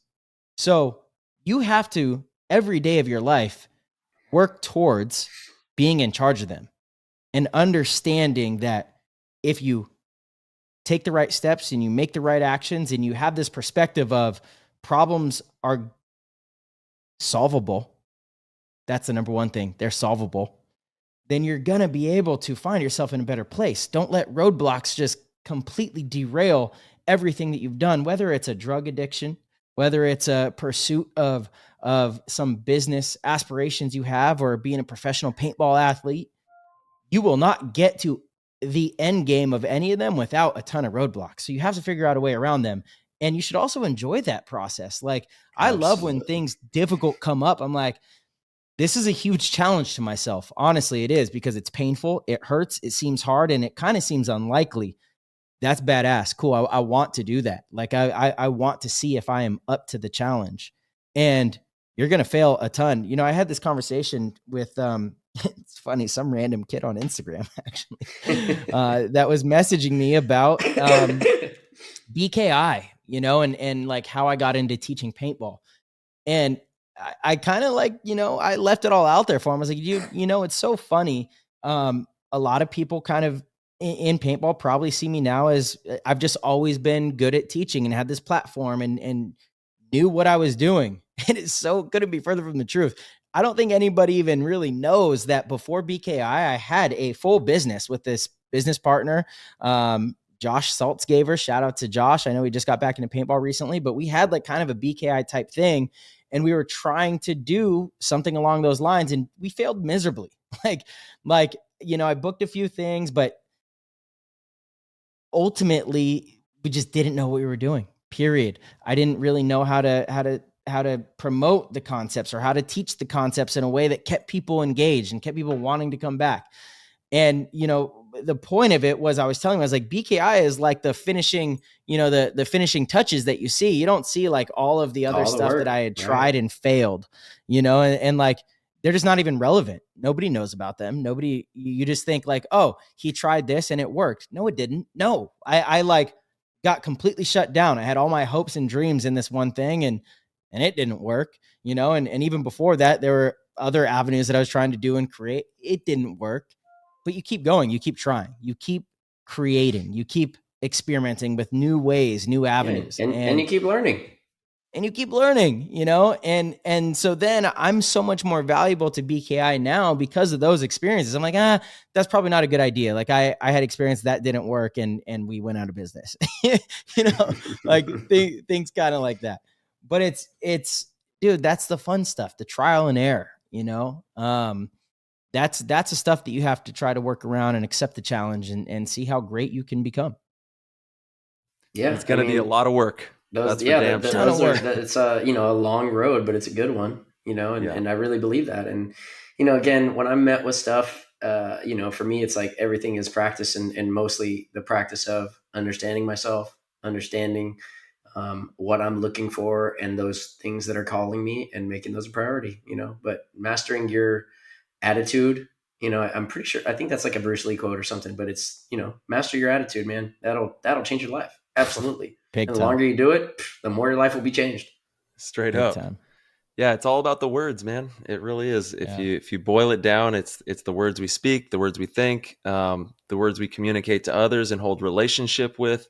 It all is a derivative of words. And if we choose to, use this mystic power of words, essentially is what it is. It's like, it's hard to even explain, but it's very interesting that they call it spelling. Huh? I don't know. It's kind of a weird nuance on everything. Got the tinfoil hat out here or what? Where's my tinfoil hat? Dude, it's so funny. Out. I'm glad you brought that up, They got the tinfoil hat on. Dude, dude, man, and we can be brief on this one. I know Marcelo's got to cut it here pretty soon, but we still got some questions. Oh, we're good. We're okay. Yeah, we're okay. Oh, okay, lovely.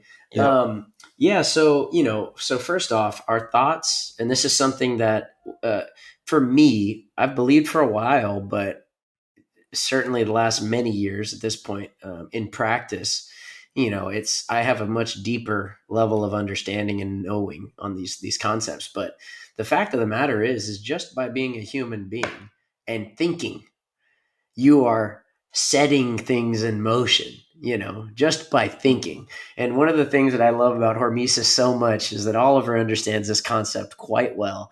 And they literally do the definition as that is to set in motion, right? And that's such a beautiful homage to that very deep level of thought, to have faith in one's thoughts, right? To have faith in one's thoughts. And then also by verbalizing a thought. Wow, it's like you're now giving this thought even more leg strength rather, right? It's like now this guy is really getting able to fucking crawl and maybe start to move at a good little pace, The more you practice these things, guess what? Just like everything else, the better you get at it. And you start alchemizing your thoughts into physical things that you can count, or you can see, or you can feel them, right? And it's quite an interesting place to be when you start to realize the power of our thoughts. And as soon as you start realizing the power of your own thoughts, not just my thoughts, not Tyler's, not Marcelo's, your own thoughts, you start understanding why it's so important to start now. You start to realize how important it is to start now. Right now. Yeah. Right now. Right now. Start realizing the power that your conscious, your brain, your human body, your fallible, imperfect human body, you start realizing the power that you're wielding right there within yourself right now, listening to this message. Start fucking listening to that shit. Start understanding it. Start believing in it. And I shit you not, you will start seeing fucking things happen in a way that you could only think about happening once you started understanding those thoughts.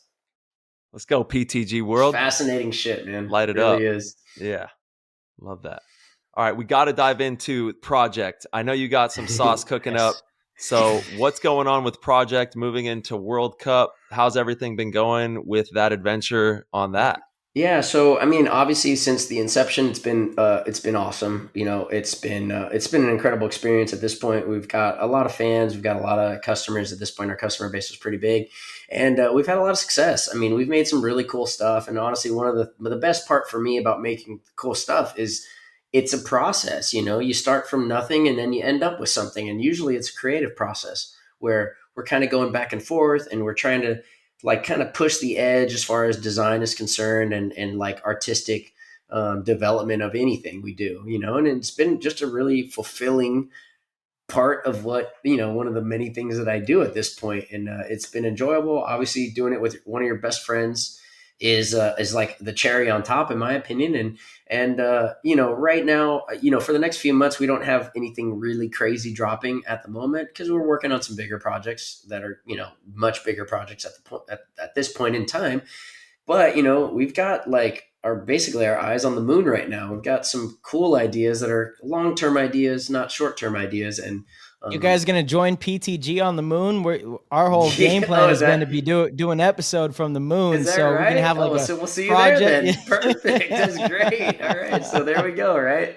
Yep. So we're looking forward to the next couple of years. We've got some really great ideas, and ultimately that's, like we're talking about it, thoughts create. And that's essentially what Project was. At one point, it was just a thought, and we've been massaging this thought and giving it some legs and some arms and some heart even. And we've been learning, and it's been learning, and we're continuing to do that. And as a result of that, here in hopefully in a couple of years time, we're going to have some really, profound new things happening. And we've got a lot of great stuff just coming in the next 6 to 8 months.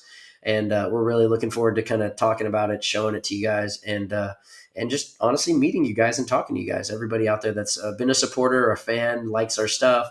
It's that those are all just extra bonuses, very similar to what you guys have here. You've got this now community of fans and people that embrace what you're doing and appreciate what you're doing.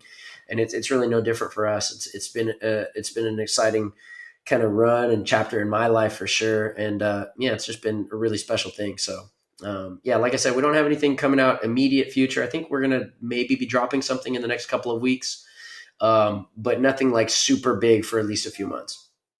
Well, y'all are crushing it. So keep up the great work. And, I know, like you said, doing it with one of your best friends, I can completely relate with that. It makes the adventure that much better. You know what I'm saying? It goes back to just doing things that fill your cup, right? Do things that you enjoy. When we first started PTG, I mean, it wasn't lucrative at all. It was literally just, we actually were spending money. Just, we got to get all the equipment. Let's sit down and take time and put a lot of effort into building this and try to create something out of it. But the first and most valuable thing is bring something that's valuable to others. We didn't care. We were like, send it. Let's go. That's it. Look what you guys there was no created, paintball. Man. It's impressive. It really is. Like, I mean, seriously, you guys have a legit podcast. It happens. It doesn't fade out. Y'all have got great people on here having conversations worth having. Like, it's a really cool thing, my hats off to you guys for it. Dude, Arch, we love you, dude. Thank you. We fail so much doing this. Like we have so many trials and tribulations, and we fail way less than the Spick and Span show, though. All right. But it's all about that process, man. Like we've been really going into that on this episode, but that's where the fun's at. Enjoy the schlep, enjoy the bullshit, enjoy the hard times, all of the craziness. And when you can see the long-term vision and have fun with it and know that the reciprocity of emotionally and connectively with what you're doing for a community and for yourself, most importantly, it far supersedes any of the bullshit. So if you just keep pushing through it and have that long-term vision and keep having fun, then you're going to have, no matter what it is you choose to do, if you like Mickey Mouse or, you like disc golf, do something fun and just enjoy yourself while you're building the life that you obviously have to maintain everything, but you got to cut out some time for inspiration and having a good time. Well, the beauty about inspiration is it tends to make everything just feel like, gold. Yeah. I don't know how to explain it, man, but when you're inspired, everything you do just tastes better, Mm-hmm. It's a cool place to be. Archie, speaking of being inspired, this is absolutely no knock at the rest of your career because it writes itself. It's fantastic. I'm going to take my teammate hat off and put my fan hat on, even though they're one and the same. Can you talk to the listeners a little bit about your mindset this year? Because to me, you're playing some of the best paintball that I've ever seen. Not out of you, just out of anybody. It's been creative. You make sides that are difficult for others look easy, which is wild. Chicago's a good example of that. I feel bad about some of the events where I feel like I personally or some of the have underperformed in the way you've played. I mean, it's been a special thing from you this year. What's going on there? What do you have going on that's leading to these performances? Where's the juice? Where's the talking about it the whole show? I have been, there's a lot of things. There's a lot of juice. I've been practicing for a long time. I've been working hard for a long time. And one of that maybe some added juice for me, particularly this season is a whole lot of inspiration in those that I'm around. You know, I can honestly say that I've never been around a better group of people. Or sorry, that's not fair to say. A more inspiring for me personally group of people. You know, not better group of people, but a more inspiring group of people for me personally. Right, in my own development and where I'm at in my life right now, I've got guys that I thoroughly look up to in a lot of ways. You know, and that's on the field and off the field. And you know, I've had some really meaningful and heartfelt conversations with many guys on this team. And also at the same time, anytime you change teams, you know, Tyler obviously knows what I'm talking about in this. You also, that gives you a little extra juice as well to kind of, you know, make your mark and, you know, put your stamp on it. Right. And, you know, for me, this year has really been, I don't have anything left to prove in this game. You know, I don't feel like I do, at least. Right. I'm very content with my career, and I've won multiple MVPs, season MVPs, event MVPs. And, you know, to me, it's like, it's just extra, you know, it's like I'm getting to play this game that I love with people that I really love, and being inspired doing it. And also, you know, this river is not the same river, and I'm not the same man. And, you know, I'm really enjoying that part of it. You know, I'm really enjoying who I am, where I'm going, and most importantly, the things that are filling me up, that inspiration level that for me right now is just constantly in my face, you know, and that's from the people I'm around, the business that I'm doing, my partner, you know, Hannah, and my family, and the things that I do for fun, for hobby, you know, everything that I'm doing, just about even the stuff that I eat, is designed and intentional. And to me, I feel like I'm just kind of like cashing in on the level of intent that I've put in my life. And I certainly don't intend to stop anytime soon. As far as, you know, cashing in, I might do things differently with intent, but yeah, I feel like it's just a combination of cashing in on the effort that I've been putting in a lot of different fronts. So yeah, and also I'm playing a new position. I mean, how inspiring is that to be 36 and to play a position that I haven't played before? Are you 36? I'm 36. Well, you're old, man. I am old, man. I'm old. I'm a good-looking old guy. I'm old. I'm 32. I'm old. Yeah. This is crazy. Yeah, so no, I mean, I'm proud of the body of work I have prior to this year. And I'm really proud of this season too. I really am. So you know, it's a process, and it's been a good process, and it's treated me well, and just kind of learn more and adapt and put more into it. And you know, again, I don't want to I want to make sure that I'm stating this as clearly and as loudly as possible, because I really wish other people to be as inspired as I am, because you inspired is the best you could ever dream up.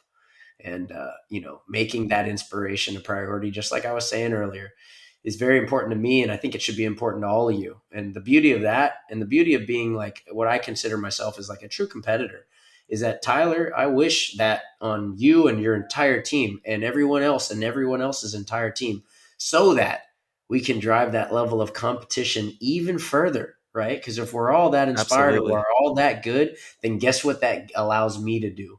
It allows me to pursue a better level of competition for myself. And hopefully I can transcend that and push that and lead others to find that within themselves as well. And that is really what competition is all about. It's not about winning. It's not about winning. It's about fucking pushing the level, pushing the fucking boundaries of how good you and your competition can be. Because without them, you're nothing. How good at paintball would I be if I didn't have fucking Tyler and Marcelo fucking fighting me for 20 years? I mean, nobody. Yeah. Right? And that's you're right. You're right. That's the fucking point, man. It's not there for me to win everything. No, it's there for me to learn those hard lessons and to win occasionally and to build upon the learning. That's what it's about. And hopefully get to some level of, you know, small level of excellence. And I'm not saying I'm excellent, but let's just say a small level of excellence, so that you can have the space to dish out some stuff for people to learn, you know, and to give back, to realize your own mastery, and really just to fucking give it away so you can go on and master other things. Yeah. Well, and honestly, life is excellent, and everyone tuned in is the most excellent. You Hell know, yeah. it's an excellent journey that we're all on, and you push it forward when you do that, Arch. We all Dude, push we it all do. forward Exactly. when we do that. You know, like that's the mission. Winning is Who- great. You know, who doesn't like winning? But the real cherry on top is the progression and the push. All that. Absolutely, dude. Who are we if we just took everything? You know, we'd be Mhm. nobody. We'd be fucking nobody, man. We got to give everything away. That's what we Yeah. got to do. And I know that's a hard concept for people to fucking realize, but it's the fucking truth, man. It's the fucking Mhm. truth. We got to be Love that. masters Value to others. and give it away, man. Give it away, and then go master something else and give that away too. Can There we somebody go. tell that to Rainey Stanzak? We've been trying to get him on PTG forever, and he's like, I don't want to share my secrets. Bro, you're Yeah. one of the most like interesting right. guys in the game, one of the best players. Come on PTG. Maybe I remember maybe at World he'll- Cup, like, Right. Maybe yeah, I he'll learn remember at World something, Cup. you know? Yeah, maybe. Maybe he might listen to this and say, you know what? Maybe Yeah, he'll change maybe. his tune. And then maybe Yeah. he'll master something else. Oh, maybe. Come on, Rainey. Maybe. Rain dance. Let's go, baby. I love it. I remember love a couple it. I years love ago it. at World Cup, he was like, man, I've been listening a lot. Love the show. It's awesome. Yeah, I'll come on. And then he like ghosted for like a month. I know. He And likes now to I'm keep, just he like, likes to keep his Rady. secrets. I know. I played with him. Yeah, dude. A lot of love. We're going to get him. We're going to get him here eventually. I have Rainey faith. is I, the man. I believe it more than he doesn't think he's going to go on. The rain dance is coming. Yep. Archie, how important is this World Cup to you? You know, in my opinion, not any more important than any other. But at the present moment, it's the most important thing in the world for me. But, you know, again, last year, that was the same thing then, and it's the same now. I'm very inspired, very much looking forward to it. You know, and honestly, over the past couple of weeks, I've seen a little bit of the future. You know, we'll see how right or how much of the future I saw was real, but I have seen some of it. And I'm quite looking forward to the journey and to see if how right or how much of the reality I actually saw. Yeah, but I am very much looking forward to it, and I certainly have a lot of belief in it. Yeah, it's going to be, I mean, from what we heard, I know we've been talking with Tommy, and looks like there's going to be over 600 plus teams, maybe even more. I don't know. Yeah, it's it going should to be be over pretty 600. yonkers out there. huge. Pretty wild. Yeah. And Arch, your first season back with Dynasty, you played with Dynasty earlier in your career, and you know, it's been a complete learning experience all the way through coming back to Dynasty. What has the cadence been, or the sentiment of everybody receiving you in Dynasty, and how has it been playing for Dynasty this first year? And what do you really appreciate about being in the camp? I know you were with X Factor for a long time, but some of like the differences maybe that you're seeing being here in Dynasty. Yeah, I mean, so first off, the first time I was on Dynasty, I was very much like a young little Padawan in my career. You know, I was that time on Dynasty, you know, I had a very intent purpose for what I wanted to take from my time with the team, however long or short it may have been, which was to soak up as much as I could from everybody. And, you know, thankfully at the time I didn't know much. So I had a lot to soak up, you know, and really build on. And then after that, I got back to X Factor, and I had a lot that I felt like I could share and grow and learn that aspect of like really leading a team, you know. And beforehand, I had led the team, but more so as a player, maybe not so much on the kind of the whole group, you know. And I really do believe that I led that team very well. And excuse me, maybe one more real quick. Yeah. And then I recruited Ryan, and we built a sound system there. It was really incredible. Sorry, boys. Fuck. Oh no, It's okay. Dude, little throat action have here. a little bit of some tea. Yeah, give me 1 second. Poor guy. The Arch. All right. Yeah, little dust storms at the music festival I was at this past weekend kind of got me. Anyways, so thankfully I was able to really kind of transcend my previous game and really rounded out my personal style on the field as well. I learned a lot as far as offense is concerned playing on Dynasty, and mostly due to Alex Fragi. He was really hard on me, and he wanted me to be a bruiser. And previous to that time in my career, I just wasn't. I really wasn't.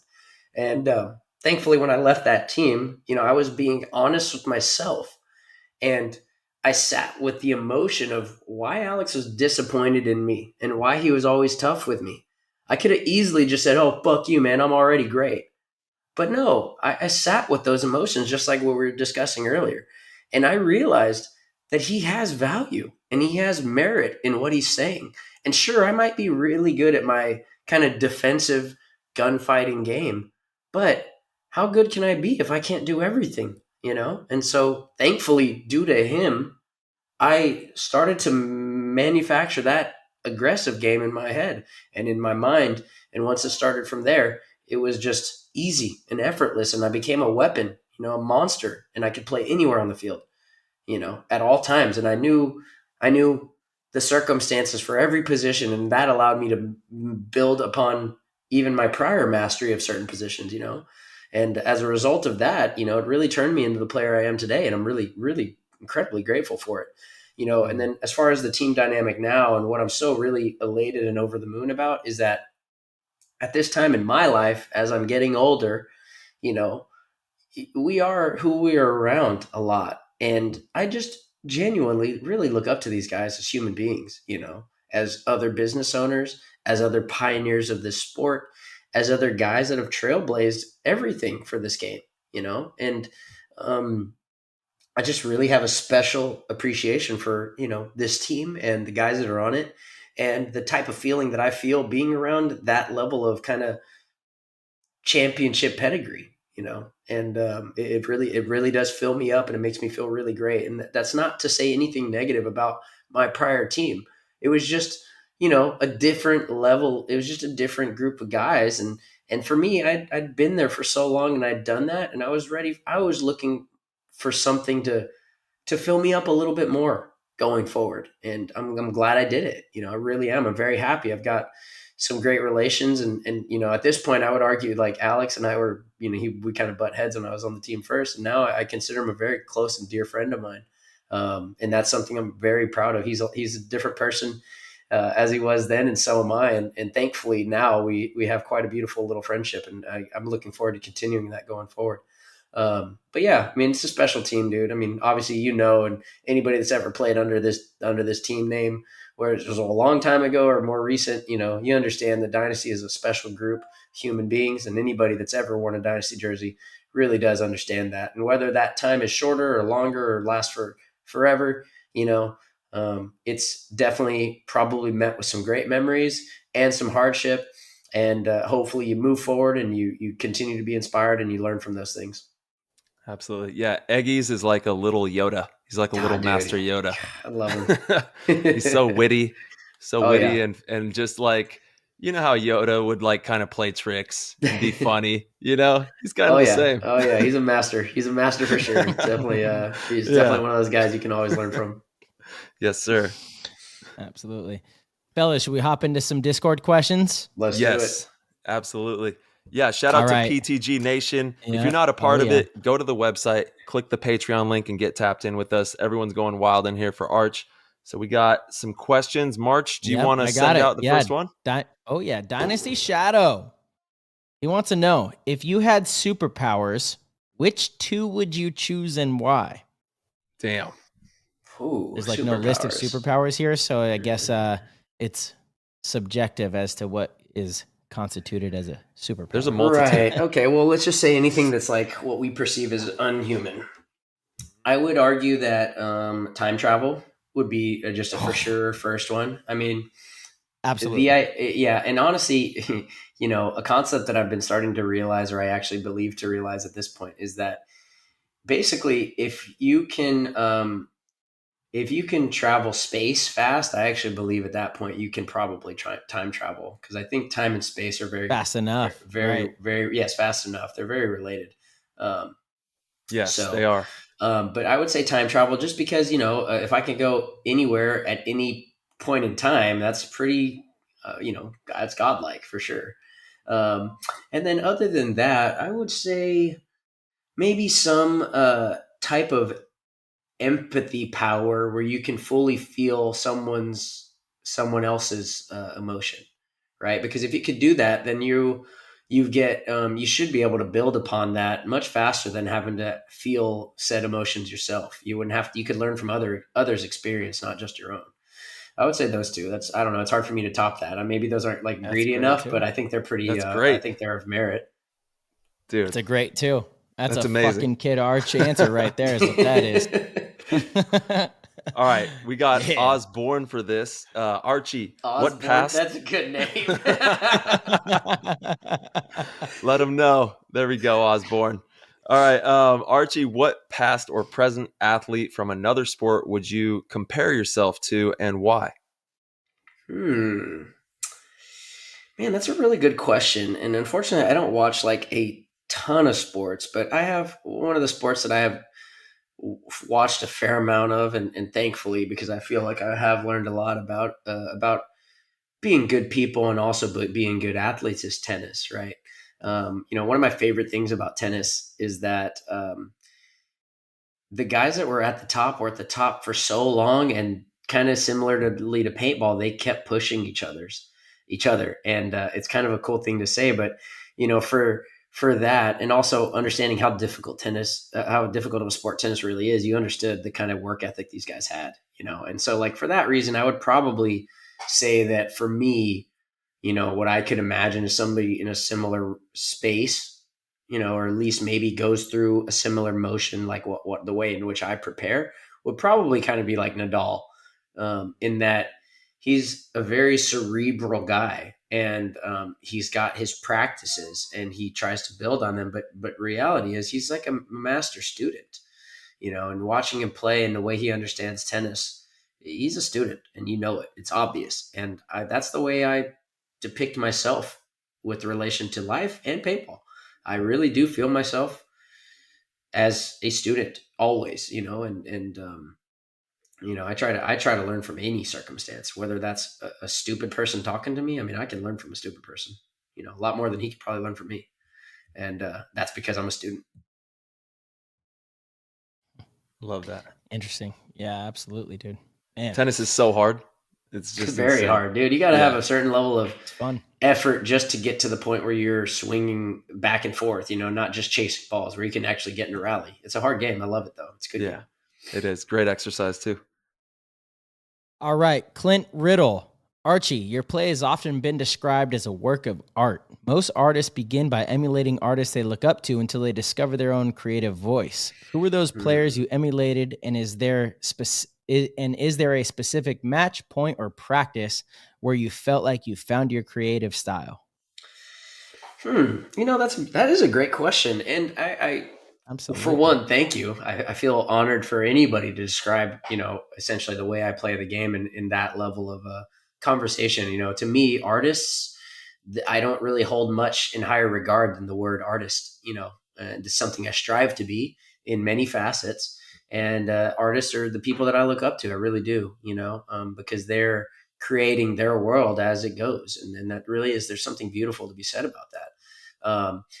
As far as like who I would say I emulated early on in my career, it's definitely pretty easy for me to say. I would argue like towards the beginning of my career, the guys I most looked up to were Oliver and Ryan Greenspan, and I would argue like for the beginning part of my career, my game was mostly reflected by like a Ryan Greenspan or Yosh style of play, where like very certain, mistake free, or definitely very limited, and a good understanding of the gunfighting scenario, and understanding how to manipulate, and also not taking fights that you shouldn't, right? So very much calculated, smart, controlled with the gun, right? And then later on, after that, I started, developing this process that Alex kind of sent my way. And after that, I started basically I was studying every front guys. And what's kind of funny about this, and I don't mean to like poke jabs at anybody, but in watching and studying most front guys, I actually realized that I just have to unlearn what they were showing me, and, come up with my own style. Because, and don't get me wrong, the easy part is the running, it's just run and dive. That's easy. But being creative with how you do things, that's everything. That's where everything is. And that's where I thrive, and that's where I flourish, in catching you off guard and not being predictable. And even when you think I'm going to do something, I've already thought about what you might think to stop me. And so then I've got a different answer for that already, And so, that part of it has been fun, but wouldn't say that I got to lean on any one particular person's game for that part of it. I actually used the body of collective work, and kind of took some small pieces from here and there. And largely a lot of, man, that was a mistake, or that was a mistake, or man, look at this opening right here. Right. So largely it was actually unlearning what other guys were doing in that regard. Mm-hmm. Yeah. Paintball is one of the purest forms of art, in Absolutely, my opinion. dude. It is creative expression, dude, at its finest. Yeah. It's crazy out there. And, you get lost in it too. It's surreal. It really is a surreal experience when you are pushing the pinnacle at anything, whether it's any art form, any craft. It's a really fun, surreal experience. We've got Fab on the mic here. He says, Archie, if Project would have been around 20 years ago, what marker from the past would you have loved to see a Project version of? And then part two, can you give us some insight on how the design process goes for these milling changes? Are there several versions before landing on a final, or how does that go? Yeah, that's a good question. Man, so, okay, originally it's kind of tricky, because I would have to say like an Intimidator or an Angel. Oh, right? yeah, that'd be dope. And what's cool about both of those guns is they kind of defined a few years of time in paintball. They dominated it, really.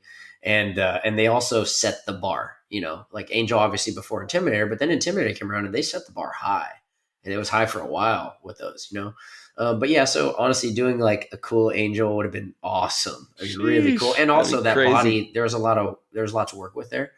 And then the Intimidator, the only reason I have a little bit of doubt on that is just because there were already so many other designs where it's like, maybe not quite as special. Whereas if we had made like a edition for an LCD or something, that would be pretty cool and still very rare.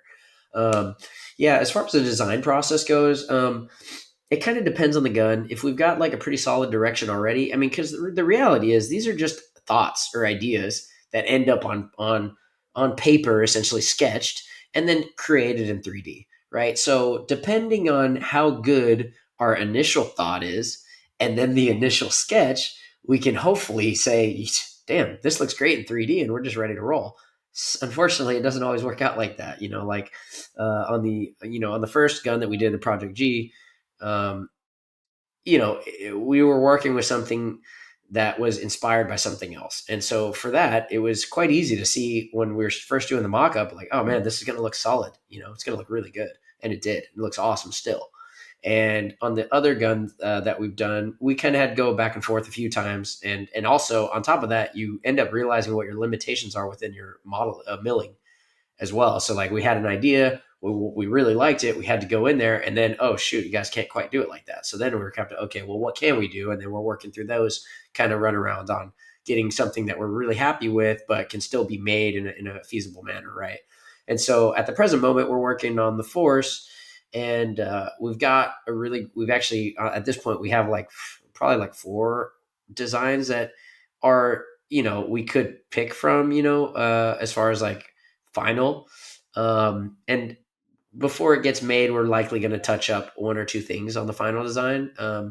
But yeah, it's basically just kind of goes a lot of back and forth, a lot of inspiration. You kind of try to come up with some ideas that maybe you've seen in art, or even if, I'll throw this out there.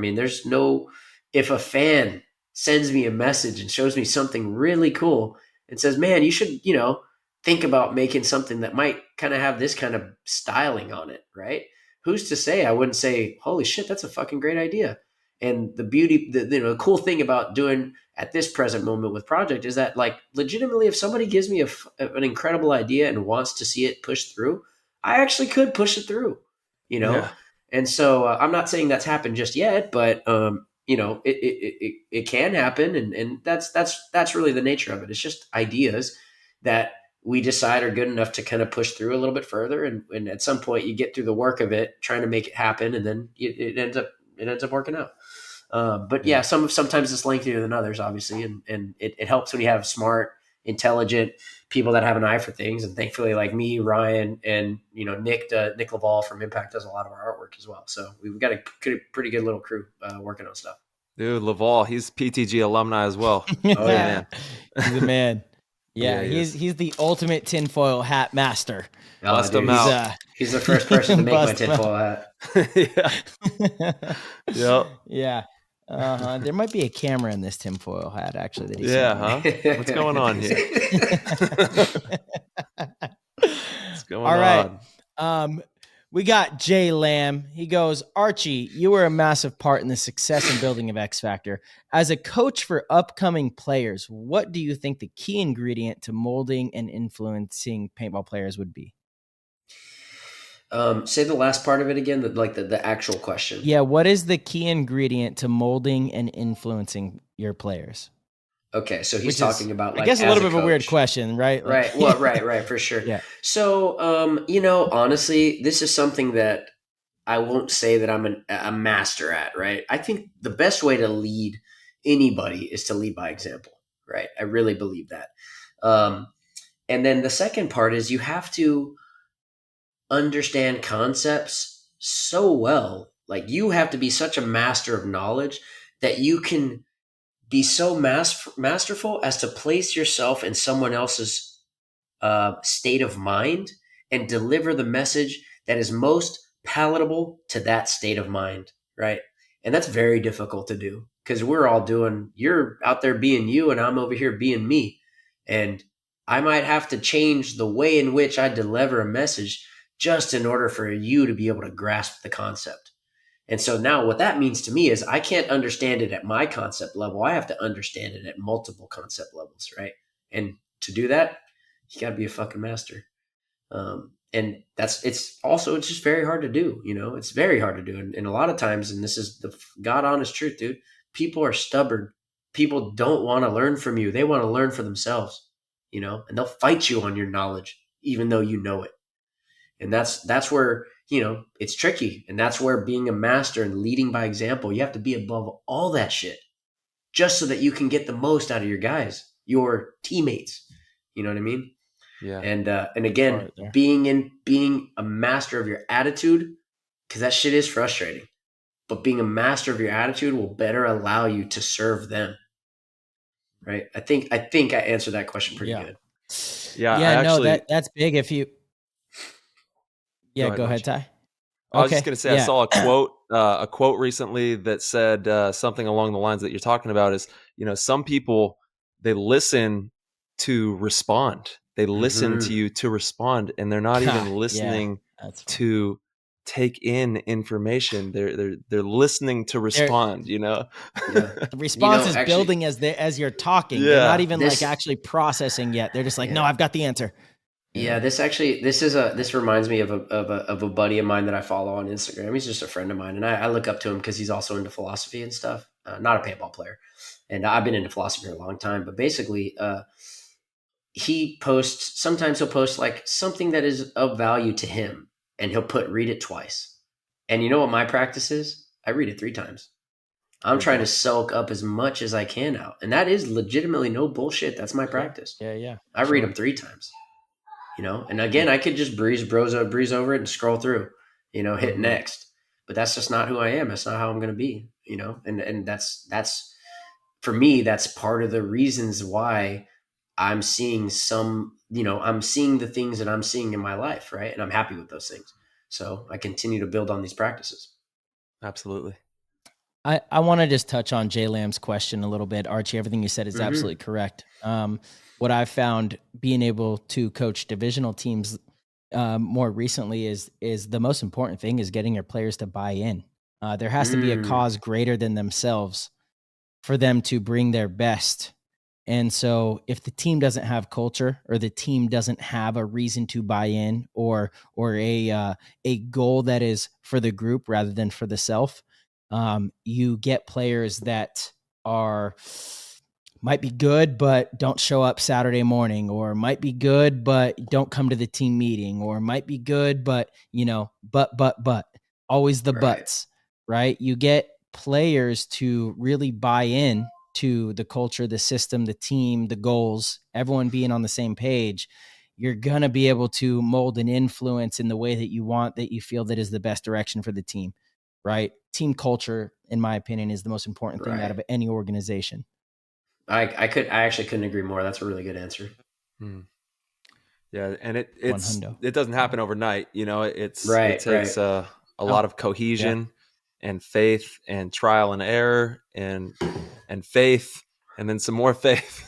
You know, but believe, yeah, straight believe up. for sure. Yep. All right, we right, got T, you're none up, other baby. than the Mole King in the house, The which Mole is King.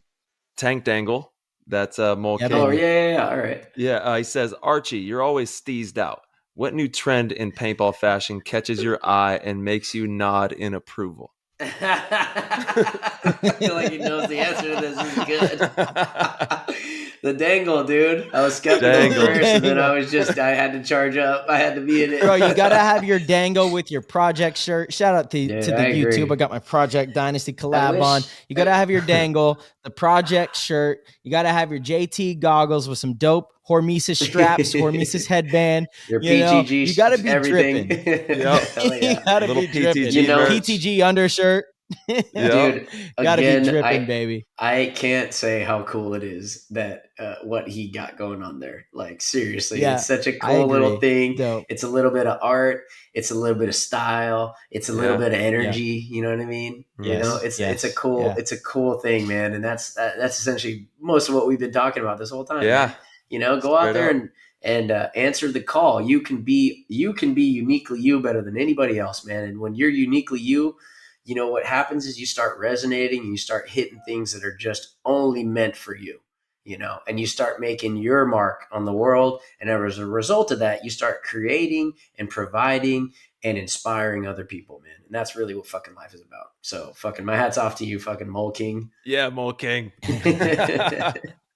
Hell yeah. Hell yeah.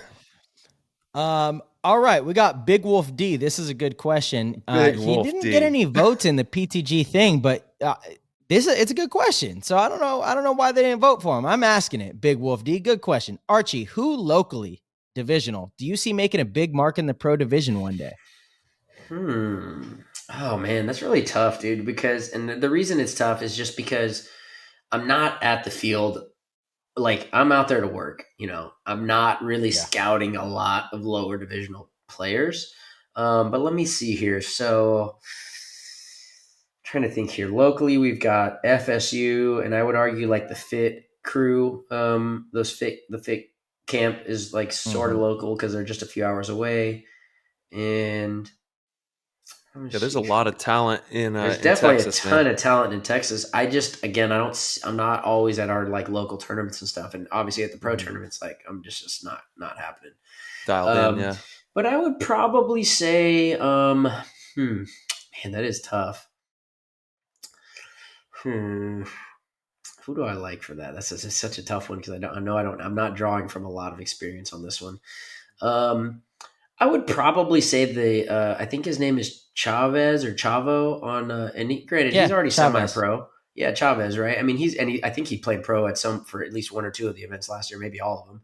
But he's a younger guy and has yet to make his mark in pro. But, you know, at the end of the day, he could definitely do it. And he's been a thorn. I mean, there were definitely matches where they're playing and he's there. He's doing it. You know what I mean? So I would argue, you know, for him, I would give him is the same advice I'd give any up and coming player, which is just be diligent, be a student, and really be honest with yourself about where your strengths are, but most importantly, where your weaknesses are, where you can improve, because that's where you're going to change. There you go. Let's go, Chavo. Chavez? Love it. Is it Chavez? I don't Just remember. wanna make I'm sure. pretty sure it's Chavez. Yeah. Yeah, Chavez. it might be it. My last question from Nick Gallimore. And Nick, bro, take it easy with the fantasy football. You're dominating out here in the PTG Bro, his team's league. insane. It's Oh, crazy. you guys We have have a a PTG PTG fantasy football? Next year, I want to join the league. Yeah. If y'all don't Guaranteed. mind, if y'all have You're a in. spot, yeah, I would love to. 100%. Hell yeah. We got a spot. All right, sick. Yeah. All right, Dude, so we got Nick has Nick. been crushing. Yeah, man. Oh, dude, it's insane. It's brutal. His Archie. team's insane. How did we let it happen? Yeah. Many call you one of the league's top gunfighters, without a doubt. Why do you think that's so? And what do you think you did to develop your gunfighting skills? That's a great question, actually, and I have a pretty good answer for it. So for one, I I realized at one point or another that that wasn't a strength in my game, right? And I think it was around the time we turned pro. I really took it as like a chip on my shoulder to be the best that I could be. And really what that meant was, yeah, if you're going to be the best that you could be, that means you really have to shore up any weakness you've got. And so what I started doing, and I'll really attribute it to one player at that moment in time, which was Danny Tiljak, right? And at that point in time, when I felt like my gunfighting wasn't elite, I looked at those who I thought was elite and I tried to figure out what they were doing differently, right? And so I studied and I realized how he was doing things. And most of the part was prior to that, as a gunfighter, if I was posted on you, I could manipulate you. And, one of the strengths of my game, in my opinion, is the hardest thing in paintball to do. And that is to shoot somebody out of their spot when not presented with an advantage, right? We're mirrored up in the same position. One of us is to shoot each other out, right? That's the hardest thing to do consistently, in my opinion. It's easy to get in the snake, shoot somebody in their back, right? Or it's easy if somebody's looking the other way and you run down the right side of the field and shoot them in the back, right? That's all free kills. We're talking about hard kills. Hard kills are Sunday afternoon, you're mirrored up with a guy and you both understand the weight at which getting shot will hurt your team. Shooting somebody in that circumstance is the hardest thing to do. And in order to do that, you have to be a master of the fight, master of the gunfight, an artist in that fight. And so what I did was I studied who I thought was probably one of the best artists at that time in history of paintball. Danny's dope. Yeah, dude. He's dope. And he's a great gunfighter. He was a fantastic gunfighter at that time. And I studied him and I watched him and I watched the way in which his timing was coming in and out, understanding the sound signature of the gun coming, shooting at him, and understanding what being in a disadvantage was, and also putting yourself in an advantage, right? Figuring those things out. And then after I started to understand those concepts, what I did was I started fucking practicing them. And sure as shit, honestly, it's definitely one of the strengths of my game, among other things, but that's the hardest thing to do. And I feel like I'm a master at that part of it. So, as far as me getting shot out versus shooting people out of their spots, it's very one-sided on that one, on that particular skill in paintball. And it's imperative to success. If you think about it's it, the most, it's how you create an advantage. Yeah.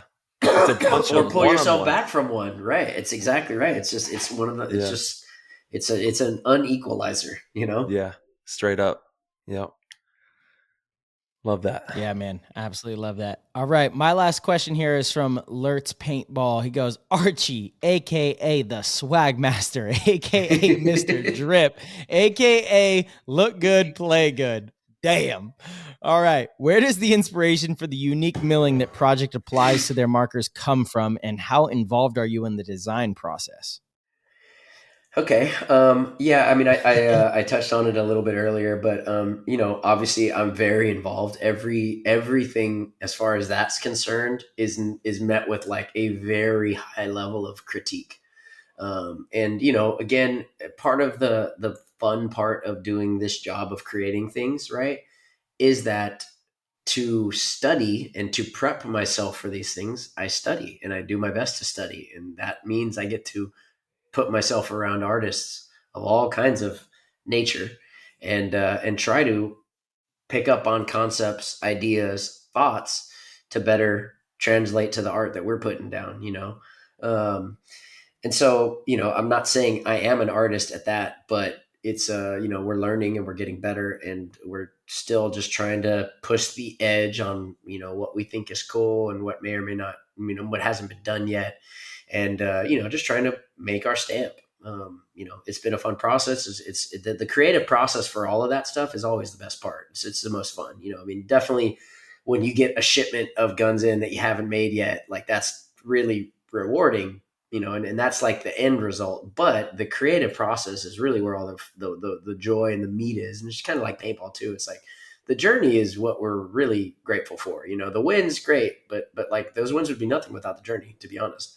It wouldn't be, it's like, it's like the yin and the yang, you need both, you have to have the strive for excellence to be excellent, because it wouldn't happen without it. So, for me, that creative process is always fun and don't get me wrong, it's challenging and it can be annoying at times. And when you're talking about conversing about art and trying to describe something that, maybe can't be described, it's just in your head, that's also a practice. You get to try to understand something better so that you can feed it easily with words, so but yeah, those types of sessions are always fun and cool. And at the end of everything, that's what makes this life we're living. Enjoying that. Well, dude, you are the definition of an artist, in my opinion. Definitely have an artful soul and just completely passion driven to be the best version of yourself. And, an inspiration for so many out there who want to be great in different facets of their life. And we do have some more questions in the Discord. We've hit on a lot of this stuff, and thank you so much for everybody who taps in there. We absolutely love you. And Arch, I haven't said it yet, but congrats on your engagement. Thank Major. you. Yeah, brother. Yeah, brother. it's Congrats gonna on be a all good that. wedding next year. Yes, it's gonna be a rager. Yeah, dude. Thank you guys again. I think I told you guys earlier, but I really appreciate what you guys are doing, and not only here, on the field, and thank you guys for pushing me and pushing the sport. It's really it's a good thing we've all been doing for a long time, and obviously you guys are seeing success, and there's a lot of reasons for that, and I'm really proud of you guys. I'm proud to call you guys friends, and I'm proud to be able to hit you guys up and enjoy a Tuesday evening with you guys, having some good talks, and hopefully many more going forward. Dude, right back at you, bro. And thank you for dropping just bombs on here. We salute you.